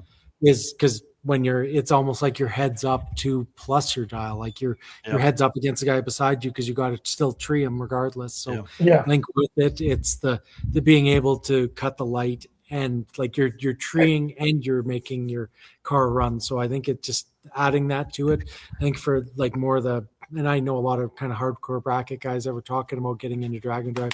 I think this might get the thing where like, oh, hey, now like I got to cut my light and that. Yeah. Whereas people say, also it makes it more exciting to watch, and it makes you have more upsets. So we have those bigger classes, like all the events have these large dollar your own and brackets. This gives a new element where you can have a real upset. You can have the fastest car and get beat by a 6-cylinder, Well, and I mean, that's what those classes are built for, right? Is to bridge that gap and give it a really open opportunity for anyone. And it helps, I think, with budget cars too, because there's some guys that have some pretty killer bracket cars that can run so consistent, like right on the number in hundredths, but they can't cut a light, where these other guys, they don't quite have the money to, they can probably run within a tenth, but they can cut a light. Like then that gives them that same opportunity. Well, and to your point, like you said, margin, like your stock Challenger, these newer cars, if you're running a new car that's all just, it's going to be consistent every time. Yeah. Well, the light's going to be the difference. And we're always looking for, I have talked about this for a long time, but I feel like the bracket racing group of racers is so big that we just haven't seen the influx from them yet, because we haven't given them an opportunity. It's just not for them yet, right? But I think something like this could work. We may, I don't know, I'm going to talk to Mark and see how we can utilize this, maybe at the circuit or something like that. Maybe make it a fall class, Some of these in the big events, like I think even maybe in 6 weeks, something like this might be good in some of those heads up classes a little bit. I'll have to talk to Tom or Luke about it a bit and see if something like that might be just, they are somewhat filler in some of these bigger events that are more about the really fast cars, but also to just make those a little more competitive too in general. Yeah. And again, I don't want to do participation trophies. That's not what this is about. But like, I think if you have a Well, way that's skill. to give some fun and not have a 130 car class that Well, it after speeds it along too, because if you add, half a second every pass, say as long as they're under a second, and let's just say half of them don't run half second, and you have 100 cars, that's a lot of you're still saving seconds every time, so it's a way to get through quicker too. Yeah. Oh yeah, I agree completely. This is very interesting. I appreciate you guys coming on and kind of going through this. That's got my mind turning for sure. They run cars through pretty quick, like I said, on this BC DragIt, because they do. Quick reaction time, Well, I mean, damn, do you see all the reaction times? Like stuff. Like That's O20s, Yeah, There's no you're 100, participation. you're going up again, you're not doing good, because that's a Yeah, hard it's not a thing to have. participation award to try to get double zeros every time, and it's not. Yeah, I easy. mean, I just think it would be a lot of fun as as we look for new and interesting ways. I mean, I think sometimes, I know when I go to the Dragon Drives down south and I look how many cars are ahead, and I'm like, okay, should I start getting my fire suit, get my Hans on? And this one, I was like, figure out, I'm like, oh, and then I'm like, oh crap, I better get going because they're moving. Yeah, it's nice. That's exactly right. Okay, so Matt, you're headed to Big Sky with all the cool kids. Yeah, Rich is gonna be here. His dad's coming on Friday. Awesome. They usually meet at my place here, anyways, and because he lives west of me and Rich lives north of me, so they always meet here in the middle. Rovik's here, and then Rovik's friend Matt is coming from the Yukon from Whitehorse, driving all the way down and bringing his wife and kids. They're going to compete in a Camaro. There's other guys like Trevor Brandon's coming down. Chris Wozniak's making the big drive out here. Yeah, he was on the road today. Yeah. Yeah, we're only about 5 hours from the start track here. Actually, I'm only about half an hour from Montana that way. Actually, so awesome. It's not that far, but it's one of the closer Dragon Drive. It's actually closer than BC DragIt to me going to Big Sky. Wow. So, and depending, the drive, it's about the same distance to the start of Miles of Mayhem. So it's great. And Austin does a really good job. And Summit, I know, helps him out too with it. And it makes it great because, they usually send some stuff along too. And I'm going to have some serious FOMO incoming. Paul, what's next for you, man? I appreciate. I'll be writing something for you guys, and maybe writing something for Sick. I don't know. And then not drag and drive related, but I'll be going to Duct Tape Drags in October. Cool. I don't know what else in between that, and then I go to SEMA, so I'll just be doing some car related stuff. And let's get together on Duct Tape Drags. I think that's another great opportunity. There's a lot of drag and drive guys. Wide array of cars. So we can figure that out for sure too. Yeah, no, I think that's great. A lot of guys like that. It's a good event. We'll see. I've never been. I'm my first time. Yeah. The cool thing about Big Sky is it's kind of like the BC DragIt. You get the different array of cars and different people. So it's Montana. Sometimes their entry level guys are pretty unique, say the least, because it's Montana and it's rural. I'm excited, and dude, I wouldn't turn down any content if you wanted to send it to us. Okay. Yeah, I'll try and do some content and such. It'll be a good time, I think. Awesome. All right, guys. Again, thanks to Paul Fournier for reaching out, being like, "Hey, man, I'm going to this thing. You guys, let's hook up." And we did it. And I appreciate you. I appreciate you coming on tonight. And Matt, dude, good luck, buddy. I'm excited. And we'll see if I can do good on this. There's some fast cars coming down, so we'll see. Yeah. Good. It's good competition. Mike and Eric, I want to thank you guys both, and I know Mark. And I mean, this BC DragIt appreciates your interest. I was one of 3 Americans at this event, so having you guys be interested is kind of important. And Matt kind of promoting this with his friends, I think it's a great thing. So thank you both, all 3 of you. Yeah, for sure. All right, we're gonna kick you guys off, and then we're gonna close this thing down. Thanks, guys. Thank you guys again. Yeah. Yep. Thanks. See you. Dude, how cool! How cool is that? Again, add another event we need to go to. I mean, I'll tell you, I'm heartbroken. I'm not going to Big Sky. Hearing the list of racers that are going, man, that's going to be tough to watch from afar. But man, hey, gonna have to do less events next year, early in the year, and make that make sense. Because boy, I'm telling you, I've been on the road a little bit this year so far, and we got a bunch of big year left. So, all right, sir, let's do this thing. All right. Once again, appreciate everybody in here making comments all night. It's been great. That's why you guys are our race car friends. So we appreciate you guys and all of our sponsors. Again, we couldn't do this if it wasn't for this list of companies.